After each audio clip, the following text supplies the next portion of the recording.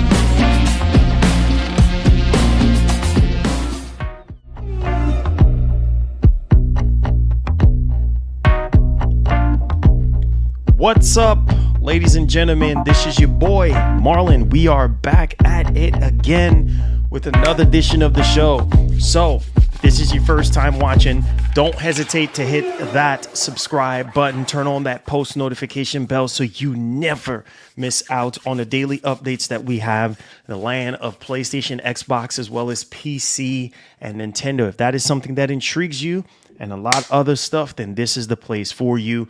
Welcome back to the channel, guys. All right, give the stream a massive thumbs up, share it out. We do have some massive topics to go over and discuss today, man. So, yes, sir, we're back in the booth. And we're going to go ahead and we're going to get started. What's up, man? How you guys doing today? on a Wednesday, middle of the week. Middle of the week, y'all. Middle of the week. Yes, sir. Hit that like button. Hit that like button for your boy, man. We do have some very interesting topics to go over. It seems as though like this is the time again where it's gotten a little crazy because this was from how can I even put it? 4 years ago, right? Back in 2019. Well, actually 5 years, right? With the whole situation with the rumors and the leaks and everything. And now we're back at it again, right? After so long. And for me, I don't necessarily care about specs. My biggest thing is how the games are going to look and play. Like that's my biggest thing. How are the games are going to play and look on each machine? And that's it. And we have learned, you know, starting from this generation, that power in the long scheme of things or in a general scheme of things really means nothing. What it comes down to is developers, are they going to utilize all that power? How are they going to be pushing these machines? That's really what it really comes down to. None of the, 6 year ago, 5 year ago nonsense. Oh, this machine is more powerful than the other. Let's face it, we're not developers, we're not engineers, we're just gamers. We're just here to play games at the end of the day. And I think the focus point was always, and the narrative was always like, oh, this machine is more powerful than this. But Sony, and this is why I give them their flowers time and time again whenever they do something correctly. Sony has shown us since even the PS4 generation that you don't need to have a Ferrari in order to win a race or a Lamborghini in order to win a race. You can have maybe a slightly slower car and still win the race. It comes down to the actual driver. And what am I saying? I'm saying that it comes down to the developers that are driving these consoles at the end of the day. So the power narrative that has been done, dead and over with, the fanboy nonsense has been dead and over with. And that's something that taught me a lesson from the very beginning. Like all this power narrative, people was running with, oh, Series X is more powerful than PS5. Where has that gotten us? Let's take a trip down memory lane just for a second. Where has that gotten us? Nowhere at all, right? And I think because of all of that, I even started doing the hype song because it was just like, bro, you guys are talking about T-flops and floating points that in the grand scheme of things means nothing, right? Because if the developers are not pushing the system, it means absolutely nothing at the end of the day. So why waste time talking about floating points and this machine's powerful in this? And we have seen during the PS4 generation that even with PS4 Pro, a lot of the games, at least from a first party standpoint, look better and play better on the PS4 Pro, even though it was the weaker machine. Transforming over into the PS5 and Series X generation, well, it's the same thing. We have seen PS5 have the edge over the Series X. Good morning, right? Sunny emoji. And so, switch to best console ever, Marlon. Oh Lord, here you go, Chan. Here you go with that nonsense. Okay, bro. Okay, thank you for the $2. I appreciate you. Anyways, let's get back into huddle of what we were talking about. Here you go with this shenanigans. So we've seen the transition from where we are now, that in the grand scheme of things, it means nothing. It absolutely means nothing unless developers push it. And yeah, so what if the next Xbox is around the same in terms of power advantage? Oh, 20% difference. Who gives a doggone? The point of the matter is, will we see that 20% difference? That's what it really comes down to. Will we see that 20% difference? Probably not. You see what I'm saying? And so we don't even know this to be true. The only thing that we know and we're going off of is obviously rumors, speculations, and reliable insiders. That's it. And even if that is a thing, again, I don't care because I know the strength of Sony. I know what Sony brings to the table with their first party games. That's why I own a PlayStation console to begin with, is to play first party games. Right? Yes, I do have a PS5 to play third-party games, but my main interest is their first party stuff. Like let's keep it a buck. I don't give a doggone about what machine has more RAM or what machine has this or what machine has that. And people are starting up this nonsense again. Like, bro, like in the end, what it comes down to, and even Microsoft themselves, like touting even from 2019 with the One X. Oh, there's no power greater than X and this and that. Look what they end up doing with all that power. They did not fully utilize all that power, right? So in the grand scheme of things, it means nothing, right? Having the world's most powerful console beating your chest, and at the same time, you still cannot deliver on the goods. It makes no sense. And that was the narrative for the Series X. That was the narrative for the Series X for the longest time, right? So it just goes to show you that, man, this don't really mean much, right? Because Microsoft, like now they're starting to push the Series X, like way down in the generation, right? Like, and I still do think that the Series X still have a lot of potential in terms of power and capabilities and everything. And since the beginning of the generation, people was like, man, I want to see what the Series X can do. But the main focus has always been the freaking Series S, right? Because that's the bread and butter. That's the casual for the casuals, right? And the casuals are more important than the hardcore fans, right? And so we hardcore fans, that bought Series X's and stuff like that, we're like, man, like when you look at games like Hellblade 2, you're like, whoa, man, this looks absolutely amazing, and really showing you what the Series X can do, right? And then you look at games like, for instance, Indiana Jones and the Great Circle. That's also another game that really shows you what the Series X, final friggin' Lee, right? Because honestly, Starfield was a decent game, but it wasn't really showing you what the Series X could do. You know what I mean? Like, to me, in my opinion, right? So there's a lot of games that we're still waiting on. Obviously, that's in the oven right now. Now that we're talking about these next generation consoles all over again, I still do feel like the Series X is going to be suffering the same fate of the One X. Thanks for the donut. Where it does not get fully utilized. All I need to know is that it's a bump over the Pro and I'll be good. At this point, Sony earned trust with hardware. I mean, yeah, bro. Like I said, that's it. That's it. We're gonna get a new CPU. We're gonna get double the RAM, right? Better cache, whatever the case may be, right? That's all. Upscaling is gonna be better. That's all I care about.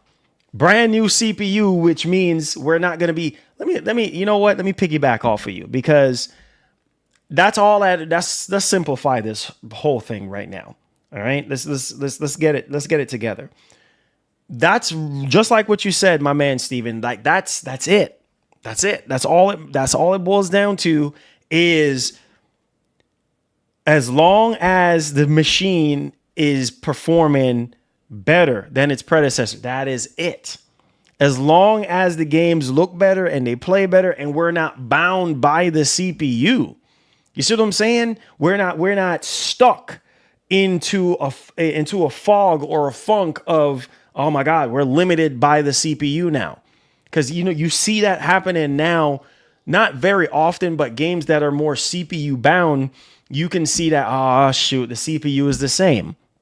But you can also see where the Pro shines, right? In ways where it's like, okay, well, it's CPU bound, but or it's CPU intensive, or thanks for the simulation intensive. Power doesn't mean anything unless you take advantage of it and Exactly. show by example. Exactly. 100%. I don't know how many times I got to preach the same thing.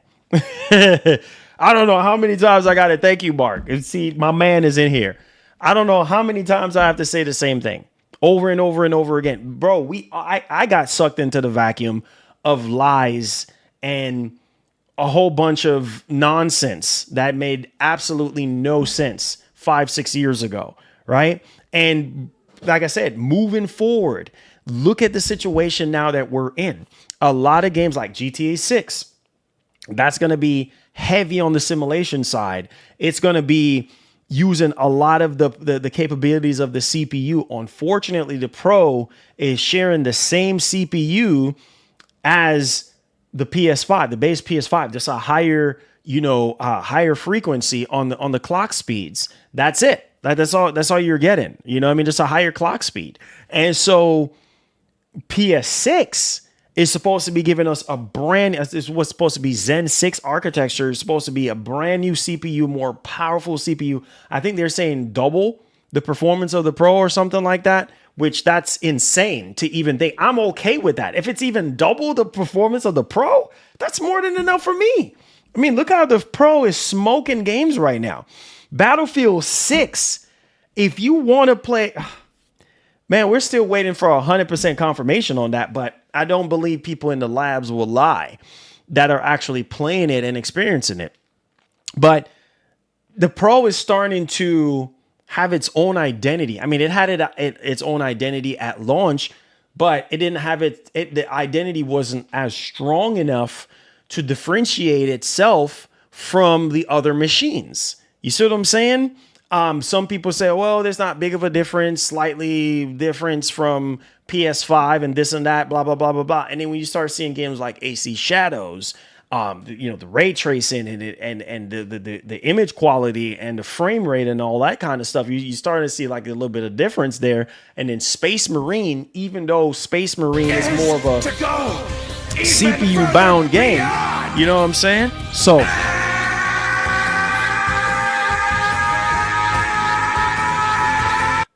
check a creator, they giving BF6 beta codes. Really? Oh shoot, I just checked I just checked early this morning and I didn't see anything. So all right, Cheeto, thanks for telling me that. I'll definitely check that out. So you're saying EA Creator Network, they're giving out beta codes. I'll check the dashboard because the only thing I saw was The Sims and Madden 2 paid promotions for Madden. That was all I saw. Madden 26. So 2 things for Madden 26 and then 2 things for The Sims. So unless they must have just updated it, I'm excited because if I can get some extra beta codes to give out to the members, then that will be awesome. So stay tuned. Thank you so much, Cheeto. Appreciate the $3. Goku. One love and God bless. So yeah, back to the conversation. So like I was telling you guys, right?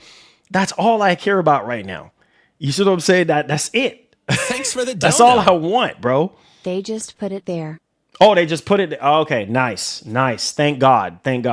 I was wondering. I was like, man, y'all not doing nothing for EA creators. I mean, we supposed to be getting some kind of VIP treatment. I was like, wait a minute, hold up. I was a little concerned for a minute, but I appreciate you, Cheeto. Thank you. I'm definitely going to be logging in and then downloading the code. And then if there's extra beta codes to give away, I'll definitely do so and give some away to you guys. So one love and God bless. Can't wait for Battlefield 6, man. It's going to be lit. But yeah, so back on the conversation, bro, like my only concern is, bro, so I was talking about the identity of the PS5 Pro. So yeah, the PS5 Pro is standing on its own now. And it has its own identity more than ever now from all the other machines, from the base PS5 to the Series X, right? Showing its strength stronger than ever. You see what I'm saying? I have GTA 6 on my mind, which we're going to talk about GTA 6, but I need you guys to hear what I'm saying right now, right? Like Battlefield 6 apparently, when it comes to PS5 Pro is going to be the only place apparently to experience, the only machine to experience 120 on the machine. It's the only machine apparently that you're able to achieve 120 FPS. And it's kind of like, I'm like, man, it's stuff like that. The reason why you buy a mid-generation refresh like that, not everybody cares. I mean, for some people, 60 is fine. And apparently PS5 and Series X is 60 FPS. And I believe the S is 60 FPS as well. That's fine for the majority of people. 60 is fine. But I'm saying if you are a hardcore enthusiast and you need the best of the best of the best of the best that you can possibly get out of the machine, then that's why you get the Pro. You see what I'm saying? And like I said, you see games like Battlefield 6, games like Cyberpunk 2077, games like AC Shadows, freaking Space Marine 2. Like you starting to see the games starting to really show their strength on the more powerful machine. And like I said, when it comes to PlayStation 6, as long as it's at least double the performance over the Pro, I'll be happy. You see what I'm saying? Because I know, oh my God, and Sony, oh my man, this is why I say, people ask me why I love PlayStation. You know what I'm saying?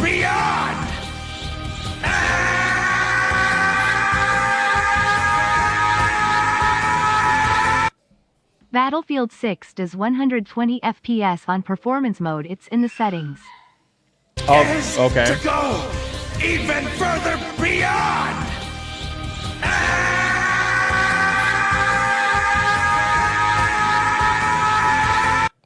Also, if you stream Twitch, you can have viewers watch for 30 minutes and get codes by watching you on Twitch. Okay, so also if you stream Twitch, you can have viewers watch for 30 minutes and get codes. Nice. Okay, that's something to look into then. I'll be looking into doing that. Okay, cool, Cheeto. Thank you so much, guys, for the Gokus. So back to the 120 situation, because I did report on that yesterday, and they were saying playing on an LG G4 TV, you're able to achieve between 90 to 120 FPS. Obviously, that's with VRR and all that kind of stuff. Now, in terms of the base consoles, from what I'm hearing, is 60 FPS, right? So unless, like I said, we're just going to have to wait and see how all of that transpire. But what I'm saying is this: the Pro is showing its strengths of what it was designed to do, right? Is to give you the highest frame rate possible, to give you the much visual razor sharp image quality as much as you possibly can get. Thanks for the dono. And so Battlefield 6 will run at 120 on Series 10 as well. really? Oh, well, that's even awesome, because I did report on it yesterday and they said 60 FPS on the Series X. Matter of fact, I can pull it up right now. I'm just giving y'all what I read yesterday, when I covered yesterday. So unless something changed, okay, that's even better.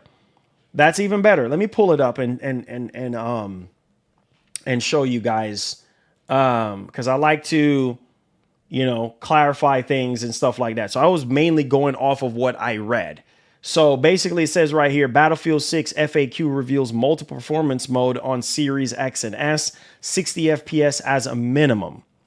So, okay. So that's all I saw. So I was just reporting on what I saw yesterday. I didn't see anything about Series X running at 120 FPS. So if that is the case, then that's awesome, right? Because right here it says right here, Battlefield 6 PC and console performance. Since we are now we're able to talk about the lab's performance and stuff, I can share my test systems and the performance I've observed in the latest Battlefield Labs versions. FPS numbers are of 3 maps that they were actually playing. And it says right here, for consoles, fidelity mode targets 60 FPS, while performance mode targets 80 FPS plus. PS5 Pro seems like it will be the best place to play. Consoles also supports mouse and keyboard, which I think is awesome. So that's where that's coming from, right? 80 plus FPS. And they said PS5 Pro seems like it would be the best place to play. Series S does not have a performance mode. Unsure if this will change, but this is what I know right now. PS5 performance seemed pretty good. It says, I always use performance mode, FPS measured between 65 to 90 FPS, which is really good, right? And measured by the FPS overlay on the G4. So that's base PS5. PS5 Pro, I played always in performance mode. FPS range from 90 to 120 FPS. So that's the difference there. So apparently 65 to 90 FPS on the, which I guess like the LG overlay is probably not the most accurate thing to actually measure FPS and stuff like that, but it kind of gives us a little, I guess, basic understanding of what's going on frame rate wise.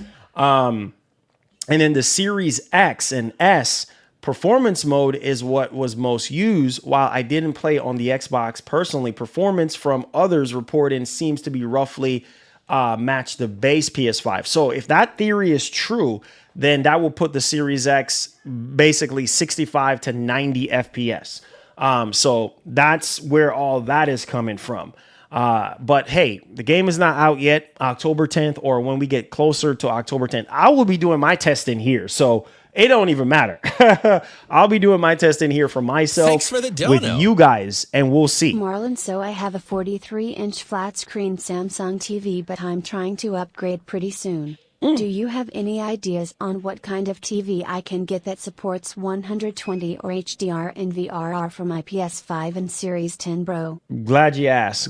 So I highly recommend the LG B series, right? So I actually, and I have a review on this channel for that. That's literally the cheapest right now. And LG, I mean, Samsung is great, but I do prefer LG because of their gaming profiles that they have, the UI and stuff like that. But I highly recommend the LG, the B series for LG, at least now let me tell you this. Now you can go higher to the C series if you want, but the B series is more of like the affordable, series, and you get all the great features, like VRR, auto low latency mode, all those kind of things, 120 hertz, all those, refresh rates or hertz or whatever the case may be.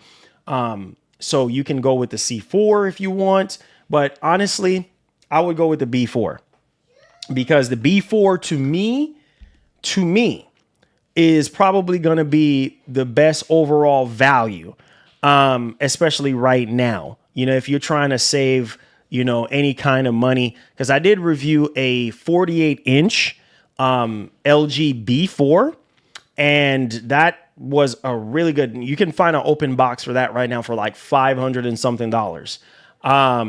But yeah, either the C4 or the B4, or if you can find a Samsung S95B, that's also a fantastic TV, quantum dot. It's beautiful, like it's amazing. So that's quantum dot OLED, or you could go with the G4 if you can stretch a G4. You could go with those. I do have something else planned for you guys in terms of recommendations coming up really soon. But yeah, the LG B4, highly recommend that if you want to save a lot. I mean, you can go to the newest one now, but the B4, the G4, or the Samsung S95B, those are TVs that I personally do own and that I personally try. I can't recommend anything else because I haven't tried them out. That would be me being fake and recommend things that I haven't tried. So I can only recommend TVs that I have in my house currently and that I've tried. So LG G4, which is right behind me, literally the brightest TV I've ever seen in my life right now. Brightest OLED. It's so blindingly bright that I have to keep the brightness down to like 50 or even 40% on the brightness. The LG 48-inch LG B4, depending on the size, you could go 55-inch, you could go 65. It's up to you. Or 77-inch, whatever the case may be. But I've reviewed it on the channel. If you type in LG B4 for PS5 Pro, that video has over 20,000 views, maybe 30,000 views at this point. Highly recommended it for the PS5 Pro. A bunch of people bought it and liked the TV. So if you're on a budget, go with the LG B4. If not, then if you can find an open box Samsung S95B, love that TV. The reds, the colors, pops off the screen. One of my favorite TVs in the past couple of years. So, or this is like going way backwards, but if you can find an LG C10 TV, I did own that back in 2020. That's probably one of the better TVs for me back then before I started having issues like 4 years later. But that's it. TV recommendation, McShawn. Hopefully that helps you. Thank you for the $10. All right, so let's get back in the conversation here. So, yeah. So again, back to the power narrative.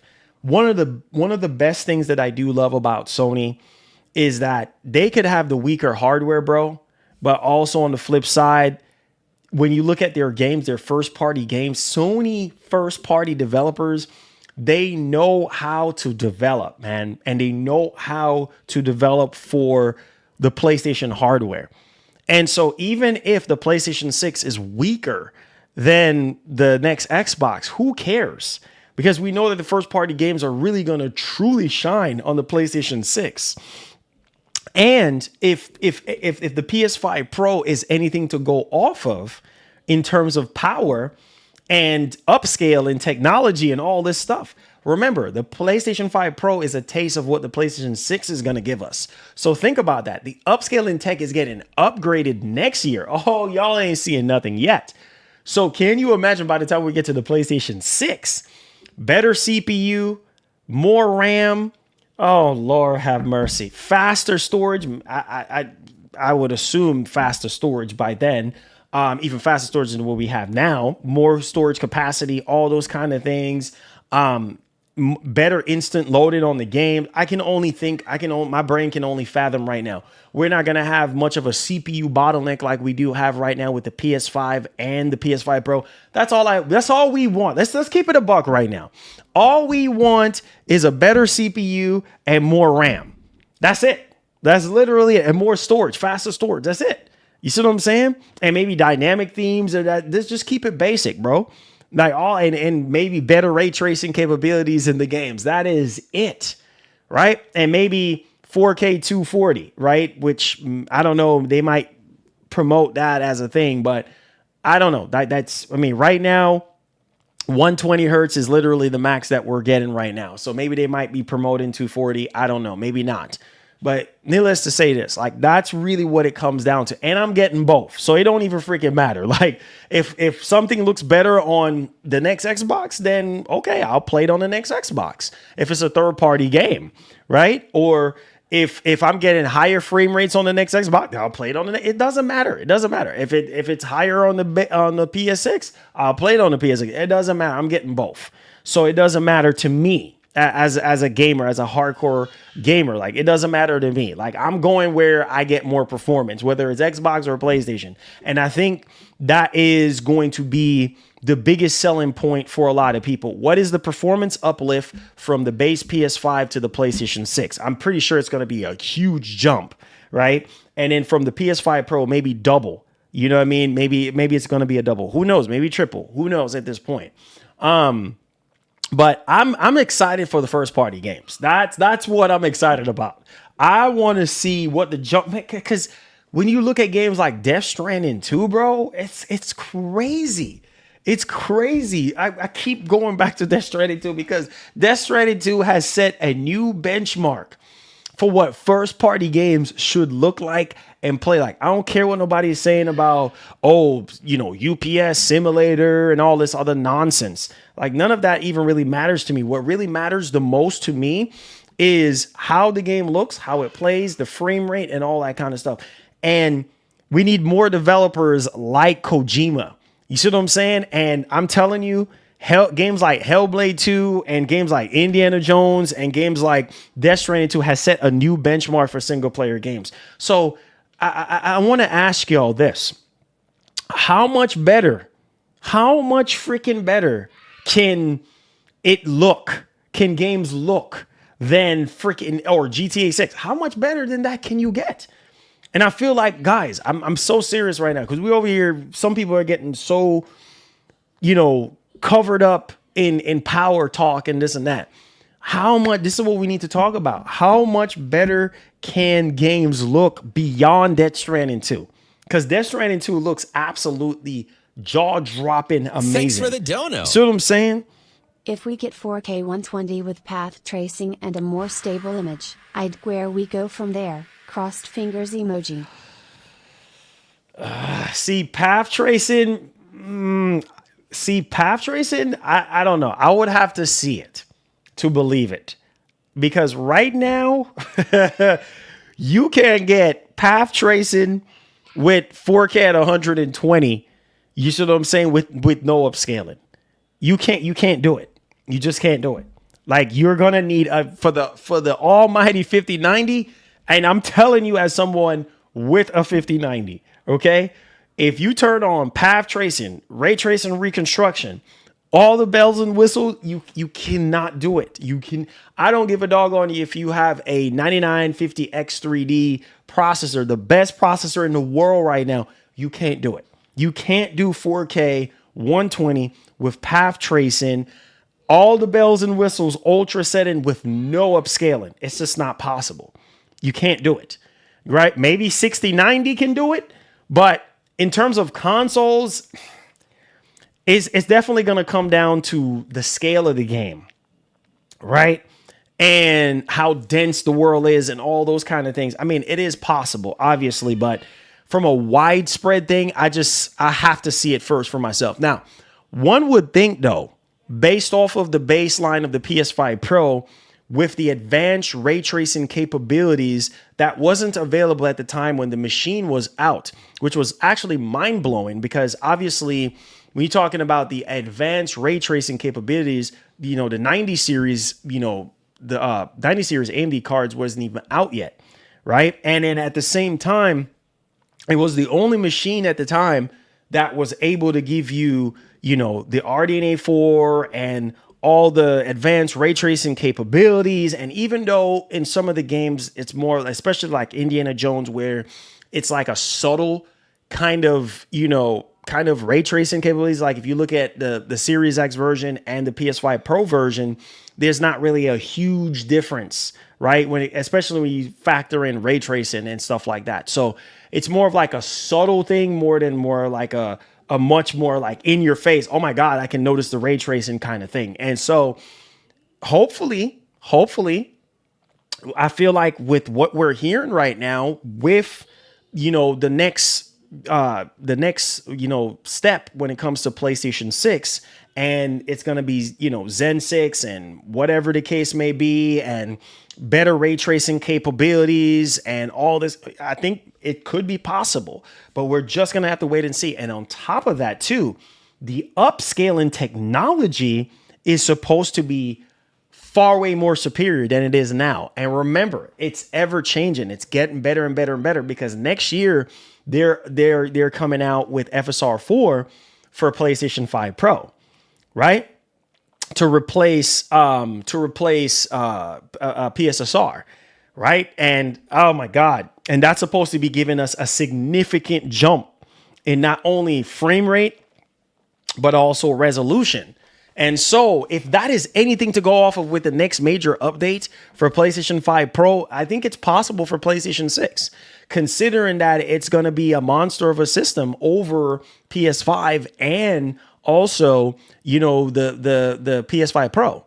So we'll see. But my biggest thing is going to be yes, on the more demanding third-party titles, like what is going to be the excuse? What is developers are going to come up? Because remember, as we climb up the ladder of, Unreal Engine getting more advanced, like we're going to the next iteration of Unreal, like all these third-party engines, guys, are going to require even more resources, more CPU resources, more RAM resources, all of these kind of things. Even though it's unified RAM and stuff, okay, if it needs it, it can go to the CPU or the GPU, whatever the case may be.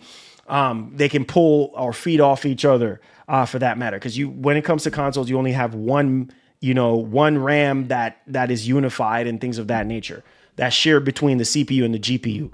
But I say all this to say this, which obviously we were hearing 32 gigs of RAM, or at least 20, according to Digital Foundry, 24 gigs of RAM at a baseline or something like that. Thanks for the dono. But y'all still believe in these companies who are lying to us about the unit performance capabilities? Still, we get nothing close to what they advertise. That is true. That is true.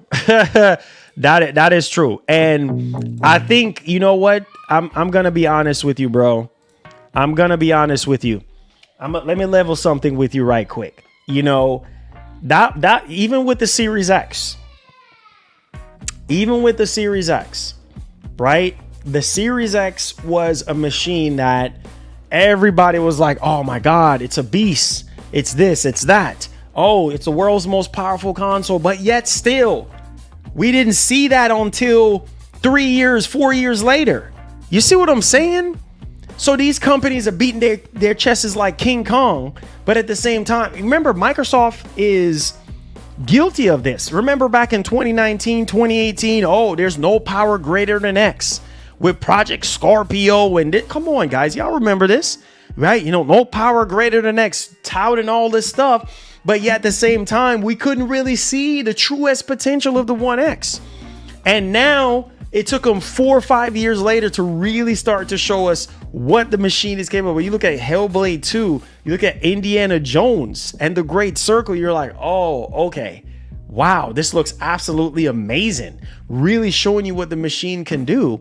And it's like, bro, like, so they'll listen, these companies' jobs are to sell you on a machine. That's it. That's their job, is to persuade you to buy their machine, regardless of the fact, right? Because they want you to buy the machine so that they can upsell you on everything else. They can upsell you, lock you into their store, whether it's PlayStation Store or the Microsoft Store, whatever the case may be, so you can buy their games and their services, because that's where they make a boatload of their money. They make a boatload of money off of you, off of memberships, digital games, accessories. Come on, you know this. You see what I'm saying? So the Discord for Battlefield is giving away early access codes every half. BF Dev is posting 10 codes at a time. Jump on them because they go fast. Wow. Okay. Wow. Yo, you know what too? Shouts to Mark. You know what too, Mark? I saw on what was it again? It was an article I saw, and they were saying there's over 40,000 people right now waiting. I was going to get to that in the latter part, but since you're talking about beta codes and stuff, matter of fact, let me go ahead and log in and see real quick. But yeah, man, they were saying over 40,000 people right now. And people are like, oh, nobody cares about Battlefield. Yo, okay. You know what I'm saying? Or people are going to be playing Battlefield for 2 weeks and go right back to COD. Okay. Okay. Oh, I think they're updating. It says, whoops, something went wrong. So I don't know what happened. Said the page that you're looking for is broken. I tell you why it's broken, because everybody and their mama is on the. Oh wait, there it is. There, wait, hold on, there it is. I see it now. I see it now. We will make our own destiny. I see it now. I see it now. Hi to all. 10 days in a row working, 15 hours a day. No time for games. This stream is a magic and lifesaver. Hard times. Thank you for motivation. Anytime, Johnny B. Anytime. I appreciate you, boy. I appreciate you, man. Thank you so much for your love. Let me go ahead and heart these super chats. Thank y'all for the super chats today, guys. They definitely do help out our show and for us to keep doing what we do here. So one love and God bless to you, all of you guys. Let me go back and heart all these super chats, man. You guys are the GOATs. But yeah, man, definitely. This is why we do these shows for you guys, because I know some of you guys can't catch the streams live, or maybe sometimes you rewatch them, or maybe you can catch them live and you don't have time to game and you want to, stay up to date with everything that's going on. So I typically try to do the best I can. So thank you so much, Johnny B, man. And I hope things, turn around for you and stuff like that. I'll definitely be praying for you, my brother. Thank you so much. So yeah, back to the conversation, man. So like I said, whether it's 20% difference or 10%, it don't matter. Sony has shown me over the years that power don't mean anything unless you really utilize it and push it. And with Sony having the weaker hardware this generation, what does that tell us? That power don't really mean. Even Mark Cerny came out on the Road to PS5 video. Y'all don't watch Mark Cerny at the Road to PS5? I'm pretty sure all of us did. Some of y'all were mocking and jeering Mark Cerny. Oh, nobody cares. All the stuff that he's talking about. And that wasn't even really designed for us. You see what I'm saying? It was more like for developers and things of that nature. Some people was like, oh, it's boring and this and that. But if you remember the Road to PS5, he talked about T-flops. And he was just like, all this talk about teraflops and all this and that, like that's not the main focus. Like that floating points, like when it comes to real world performance, like that it's a small portion of what makes the whole thing work, right? And so people are just focusing, oh, you know, Series X has 12 teraflops and PS5 has 10. Okay, 20% difference. Okay, if you calculate that, okay, well, most of the games that were released, even third-party games, look better on PS5 than it did on Series X. You see what I'm saying? And remember, back then, 4 or 5 years ago, developers were having a hard time coding and developing for the Series X because they were talking about, you know, the development kits and how Microsoft switch up the tools. And you guys remember all of that. Developers, I've even interviewed multiple developers on this channel before, and you heard them say that, well, listen, PS5 is easier to develop for. Even Mark Cerny talked about, you know, when they went into engineering the PS5, they thought about the developers and giving the developers that ease of use to be able to access any amount of RAM that is available to them that they can use, or just making the development kits a little bit much more easier. The easier it is to develop for, the better it is for these developers to do their jobs and to code and to develop and to give us the experiences that we so crave and deserve. And so with that being said, like I've said numerous times, that's really what it comes down to, right? How easy it is to develop for. Is the system more powerful than its predecessor? And how developers are going to take advantage of the hardware. That's it. When you think about games like Last of Us Part 3, Wolverine, those games are, you already know Sony already. They're going to have cross-generation, you know, versions of those games, and they're going to play better. They're going to run better on the PS6. I can only imagine. That's what my main focus is on right now. Third party, that's a bit of a mixed bag. You get what you get when it comes to first party. You're going to get some really good looking games. All depends on the studios and publishers that are working on them. You can count them on your fingers. Maybe you can't. But at the end of the day, case by case basis when it comes down to third party devs. Second party and first party, that's where all the magic is going to be happening when it comes to these hardware that we're going to be getting next. Some of you guys have high expectations for 4K 120, and that should be the case as we approach, right? What, 11 gen or whatever the case may be? Like, we should be aiming higher. This generation, we barely got 4K 60. You see what I'm saying? We barely got 4K 60. I mean, developers are out here still to this day capping us at 30 frames. So what's going to be the excuse next generation? I don't want to hear no excuses next generation. These machines are supposed to be way more powerful than their current counterparts. We need to see 60 FPS in the actual fidelity mode. No excuses. I don't want to hear it. I don't want to hear no excuses next generation. That's going to be my thing. This generation, majority of the time, was 4K 30. If you want fidelity mode, that's why the Pro is involved here.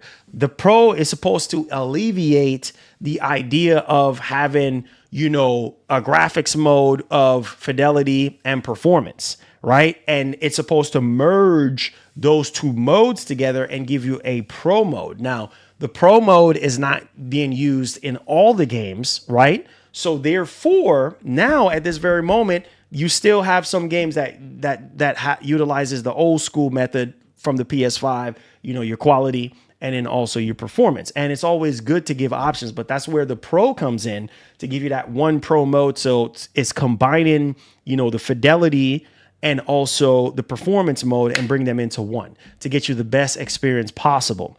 And so I don't want to hear no excuses come PS6 and the next Xbox. I want to see games running at a minimum. And and listen, if anybody from Sony or Microsoft listening to this, which I've been hearing that there are some people that do watch the show from higher ups. Listen to me, man. That should be a minimum 4K 60 in fidelity mode. If we're still using fidelity mode next generation, listen, 4K 60 should be the minimum. And performance mode should be 120 FPS across the board. 4K 120. You see what I'm saying? That's what I want to see. Come on, somebody, rock with your boy today and speak up and say something.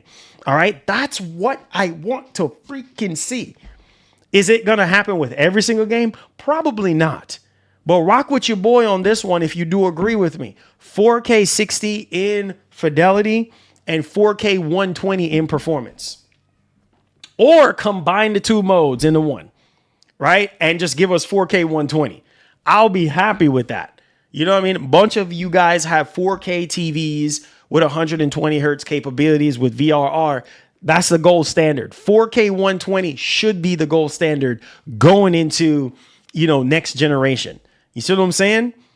So that's kind of like where I'm at right now. 4K 120. Anything higher than 4K 120 is a blessing. It's a given, and we'll take what we can get. So there's that one. Let me know your thoughts in the actual comment section. What do you guys think about all the shenanigans and everything that's going on? All right. So let's talk about something here. Now, we're going to go ahead and start the show. So please hit the like button. Subscribe to the channel if you're brand new. Let's talk about GTA 6. So I did put a poll up at the right hand or left, right, whatever, on your screen, or maybe it's going to be on the center on your phone. Please go ahead and vote on that one. It's our community thing that we typically do almost every day. So let's talk about this price point for GTA 6. Obviously, this is popping up again. And I remember at the start of, I know a lot of people love when I talk about GTA 6. So I told you guys if we get anything, official or non-official, we'll talk about GTA 6 for you guys, to kind of help sweeten the wait, right? Anyways, let's talk about this because this is a very interesting conversation. I remember, covering a lot about GTA 6, and I remember the rumors of, oh yeah, the game was going to be $100. And then a bunch of people reached out to me and asked me what's my thoughts on paying $100 for GTA 6. And I'll say, I'll happily pay $100 for GTA 6. Heck, I don't know why a lot of people are surprised about $100 or scared of $100 or $100 is too much. Bro, we're already paying $100 right now. You see what I'm saying? Like, majority of these games that comes out have some sort of early access tied to them at $100. Let's keep it above. Battlefield is going to have $100 edition or over $100. Some of you guys pay way more than that for Spark and Zero. Come on, you know this, right? So for one of the best games of all time that's getting ready to release, one of the highest benchmark game that's going to set a new staple, a new benchmark, I will happily pay $100. That's nothing. I will happily pay $100 for GTA 6. Are you kidding me? Just for the experience and the body of work that went into this game? Yeah, there's no doubt. There's no doubt. Now, the question is going to be, when Rockstar comes, if this is true, which is a report that we're going to be getting into, is when Rockstar comes out and be like, hey, we're charging $100 for the standard version of GTA 6. Will the industry follow suit? We will see. And that's going to be a major crash that's going to happen. That's going to be a major conversation because right now, look at Microsoft. They had to backpedal real quick because they realized, oh, shoot, we done messed up now. You know what I mean? You're not Nintendo, so don't try to be Nintendo. Okay, so therefore, like I was saying again, at the same time, if Rockstar comes out and say, hey, look, we're charging $100 for the standard edition of GTA 6, I do believe that there's going to be companies in the industry, EA, Ubisoft, and the likes might jump on that. But again, here's the trap. Here's the trick. You're charging $100 for your game, or you want to follow suit charging $100. You're going to have to up the value. You see what I'm saying? GTA 6 can get away with charging $100. You cannot. Because if you're going to be putting out garbage, crappy, buggy, glitchy, laggy experience, no, sir. You can take that $100 and go somewhere else with it. Because ain't nobody going to pay $100 for garbage.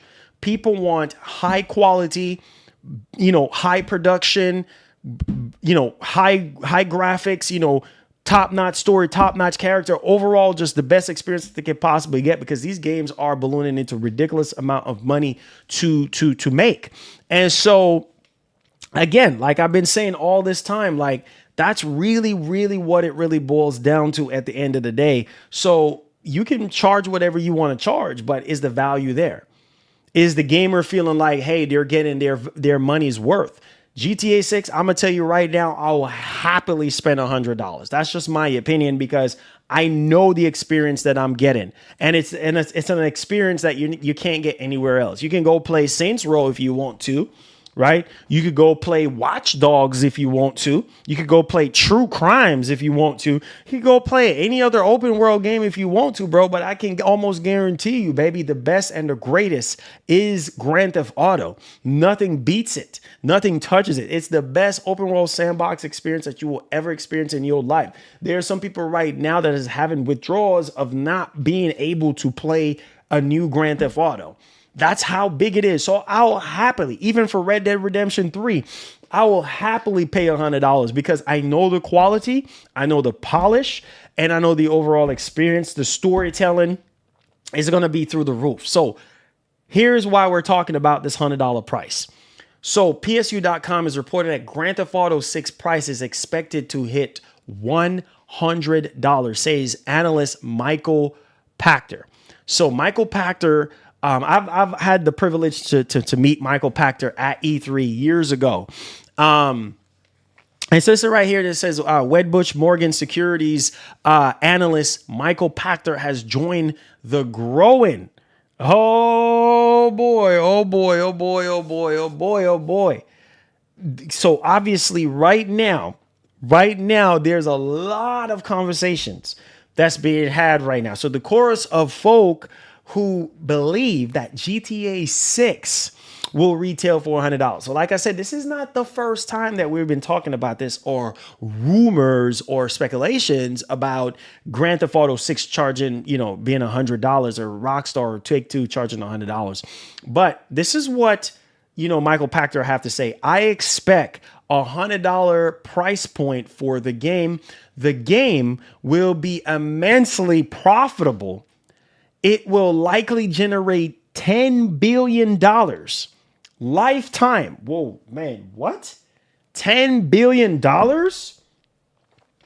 And another $500 million annually from GTA Online. So he's saying basically at $100 price point, the game will be really, really profitable, right? So again, like even at $100, like I mean, again, for some people, yeah, that's crazy, that's too much. But here, listen to this though. Back in January, analyst Matthew Ball revealed that there is hope within the games industry that GTA 6 will cost up to $100, which in turn may cause other studios to bump up the cost of their games as development costs continue to rise. So again, that was back in January. I told y'all, there's a bunch of other people that's been talking about this already. As previously reported by Josh Chapman of venture capital firm Convoy, predicted that GTA 6 will pull in a eye-watering $7.6 billion in revenue during its first 60 days on sale. It's also been claimed that Sony engineers are helping Rockstar Games achieve 60 FPS for GTA 6 on PlayStation 5 Pro. So those are the reports from back then. Now, in addition, Pachter feels that the development costs for Rockstar Games' highly anticipated crime opus says will reach $1.5 billion for the development costs. Wow. So this is, bro, this is crazy. This is absolutely freaking crazy. The most expensive game ever, like literally to make. $1.5 billion to make. I can easily see them charging $100. And I will happily pay it. By 2026 rolls around, I mean, we're going to be talking more and more about next generation and this and that. I will happily pay. But like I said earlier, I can see if they do say, hey, $100 for the standard version of GTA 6, I can say to myself, well, hey, okay, cool. I'm on board. I'm on board. I'll pay the $100 and be happy with it.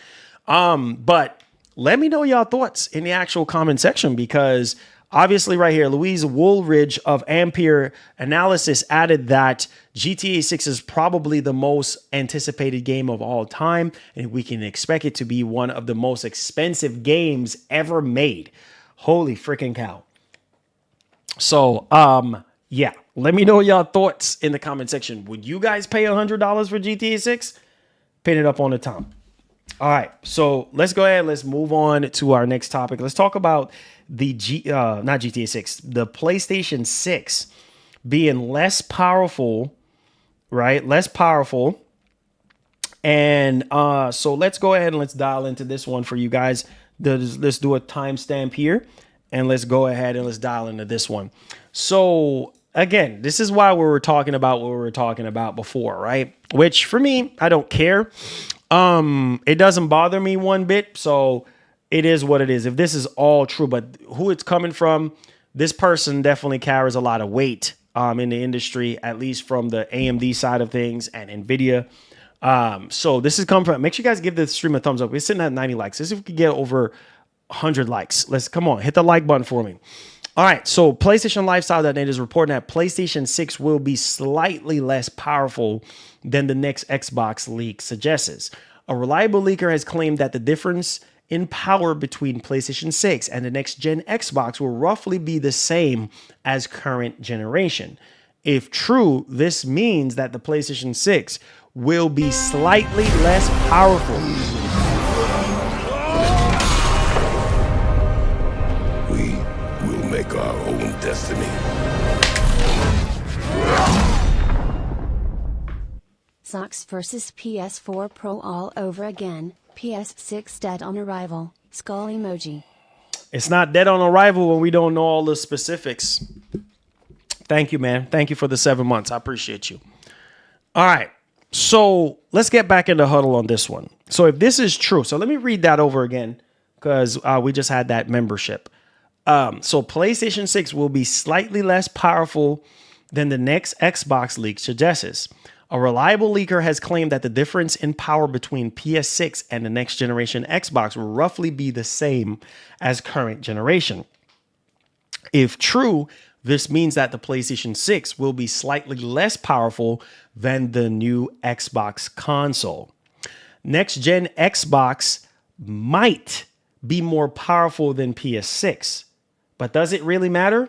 No, it does not. At least that's my opinion.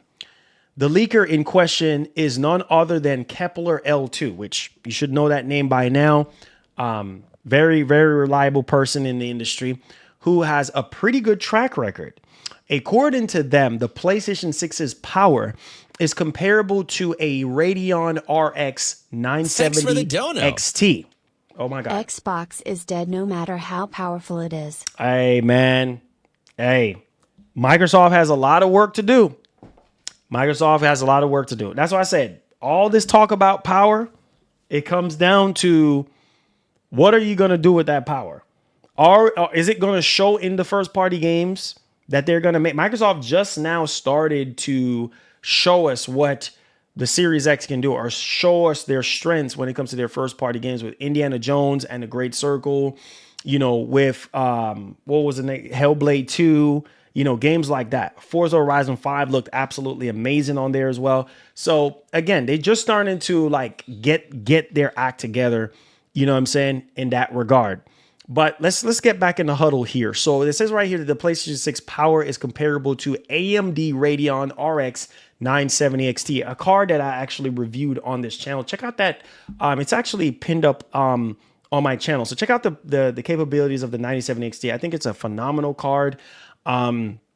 It's definitely, it edges out the 5070 Ti in various, you know, different benchmarks and games, plus with FSR 4 being as good as it is right now. Ray tracing is obviously not as good as NVIDIA. You know what NVIDIA is offering. I think that's where the 5070 Ti, you know, will kind of beat it out in, you know, ray tracing capabilities. But I feel like AMD, they get a huge pat on the back. Check out my review on it. But they get a huge pat on the back for me when it comes to, you know, like ray tracing capabilities and things of that nature. I think that they have done a great job in that regard. And then the upscaling technology definitely looks even better. I mean, almost comparable to DLSS 4. Like, I'm just going to keep it $150. You PC boys, you know what I'm talking about. So the fact that if this is theory is true and the PS6 is comparable to a 9070 XT, oh boy, we're going to be in for a ride. Now, it says, whereas the next generation Xbox power will be comparable to NVIDIA's GeForce 5080. So I can kind of see, because again, you know, the 9070 XT is more comparable to a 5070 Ti. And so again, you'll definitely see the difference between a 5080 and a 9070 XT. Like you'll see probably like 10 to 20% difference in some of the games that I've seen.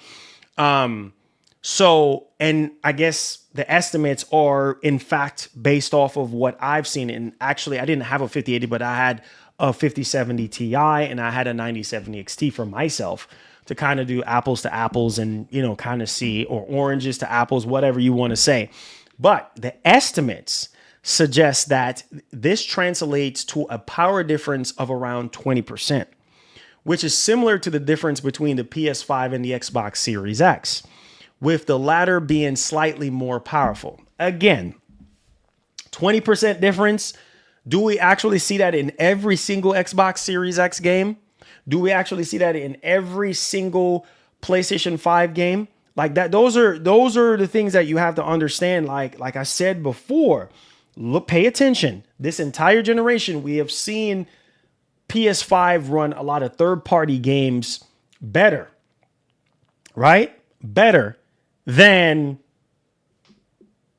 Series X and vice versa. So it's and when you do look at the difference, it's not no marginal freaking difference most of the time, right? If you look at the first party games, I mean, look at joking and wasting time. Look at Last of Us Part 2, right? Look at Last of Us Part 2. Back then, what was that? 2020? Yeah, middle of 2020, when we were getting Ghost of Tsushima, those were the last two PS4 games. And 1X is supposed to be way more powerful. Come on, you know this. And if you look at any first party Xbox game back then, would not look as good as Last of Us Part 2. Not even close. Not even close. Name one first party game back then between PS4 and Xbox One generation that looked better than Last of Us Part 2. Come on, I'm waiting. Ding, ding, ding, ding, ding, ding, ding, ding. Ding, ding, ding, ding, ding. Ding, ding, ding, ding, ding, ding, ding, ding, ding, ding. Ding, ding, ding, ding, ding, ding, ding. The only game that you can say is Hive Busters. There it is. Let me help you. Hive Busters. Gears of War 5 Hive Busters. That is it. That is it. That's all you can probably come up with. And I'll give you your flowers. That is it. But when you look at Last of Us Part 2, my God. And this is why I said all this power nonsense. All this power nonsense means nothing, because it comes down to how much resources and how much power and capabilities that these developers are able to crank out. You see what I'm saying? Hive Busters is probably one of the best looking, if not the best looking Xbox One game. I'm not kidding. I'm not kidding you. Look it up. I played it. Matter of fact, look it up on the channel. You think I'm joking around? You will see it for yourself, right? And so what I'm trying to say is, even though the PS4 and the PS4 Pro was less powerful than the 1X, you still saw it in those first party games. Third party, that's a whole different ball game. Like, because you see the advantage of the 1X back then with a lot of third party games over the PS4 Pro. Come on, you know this. And so for me, like I said, we will see how much more easier the next generation Xbox is to develop. And what's going to be the price of this machine? Because one of the biggest Achilles heel to Microsoft right now is Microsoft is no longer doing exclusivity. Everything is on PlayStation 5 and Switch, right?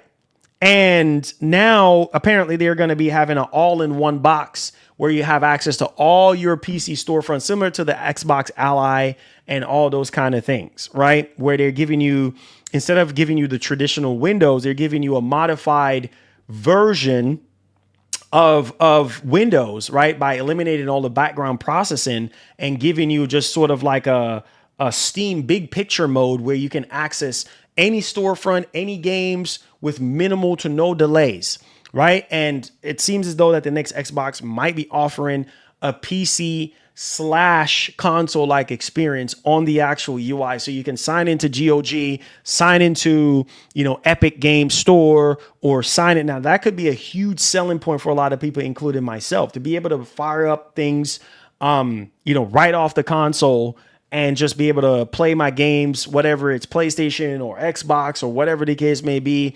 or exclusive games or whatever the case may be on the actual machine. I think that's a big winner and could be a selling point for a lot of people.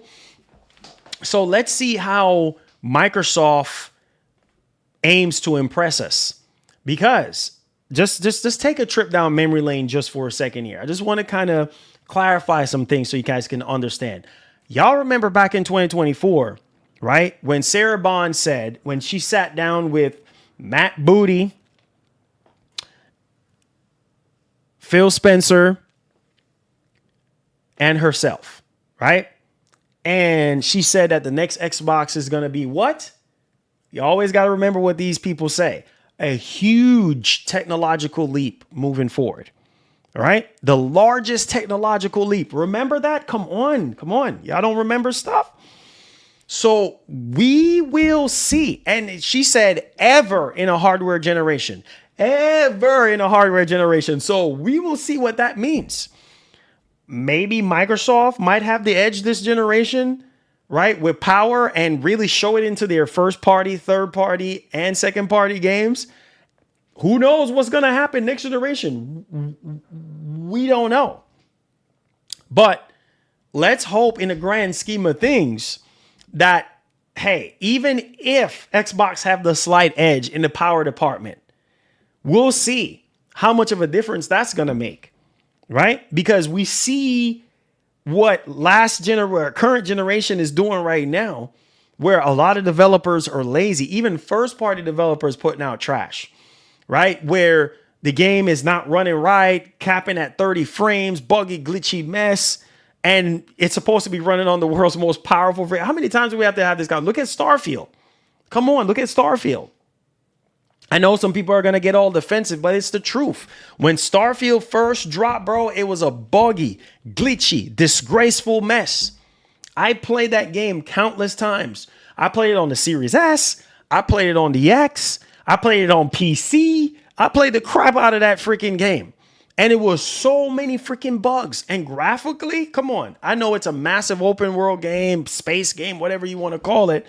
But I felt like capping it at 30 was not it for me. And that's why I sold my Series X back. I said, man, F that.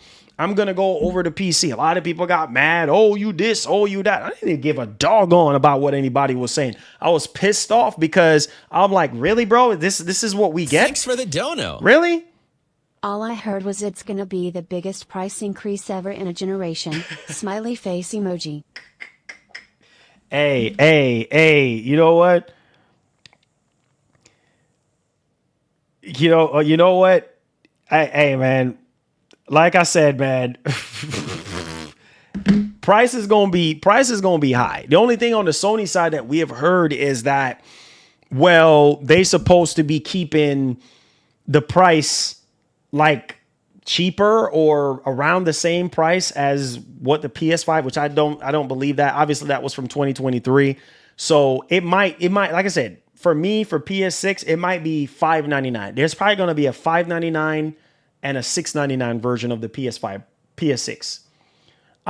That's just my theory. I could be wrong. It could be higher than that, but judging from the backlash that Sony has gotten on PS5 Pro, charging $699 without a disc drive, yeah, I don't think Sony is going to do that. I think Sony is going to have two different flavors like they did, with the base PS5, a digital and a physical disc drive version. I think the physical disk drive version might be $699. The other one might be $599. And I think that will be great for a lot of people. I think that will, oh, Sony, please do it. Just go ahead and do that. I think that will be a great price point because when you look at the price to performance per dollar, it's definitely worth it. Considering the PS5 Pro is $699 currently right now. Come on, you know this. So if you're getting, come on. So if you're getting double or triple the performance uplift, it's worth it. Price per dollar, price to performance dollar, it's worth it. Come on, it's easy math. So if you're gonna tell me on your higher end console you're at $699 right now, and I'm getting double to triple the performance, and you're selling me at $699, oh heck yeah, heck, sign me up. You see what I'm saying?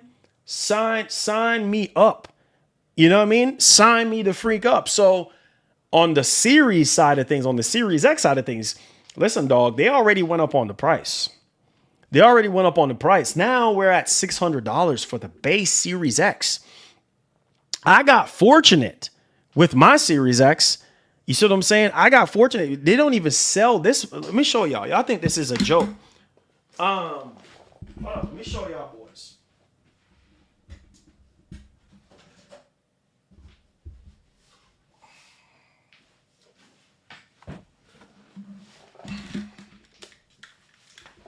Listen, sorry, I had it behind my monitor. I was gaming on it. So listen, they don't even sell this bad boy no more, right? This bad boy is $700. And you can't find this no more. I got lucky on this one. When I bought it, what was it, like last year? They don't sell this no more, right? So if Microsoft is charging $600, right? Come on, you know this.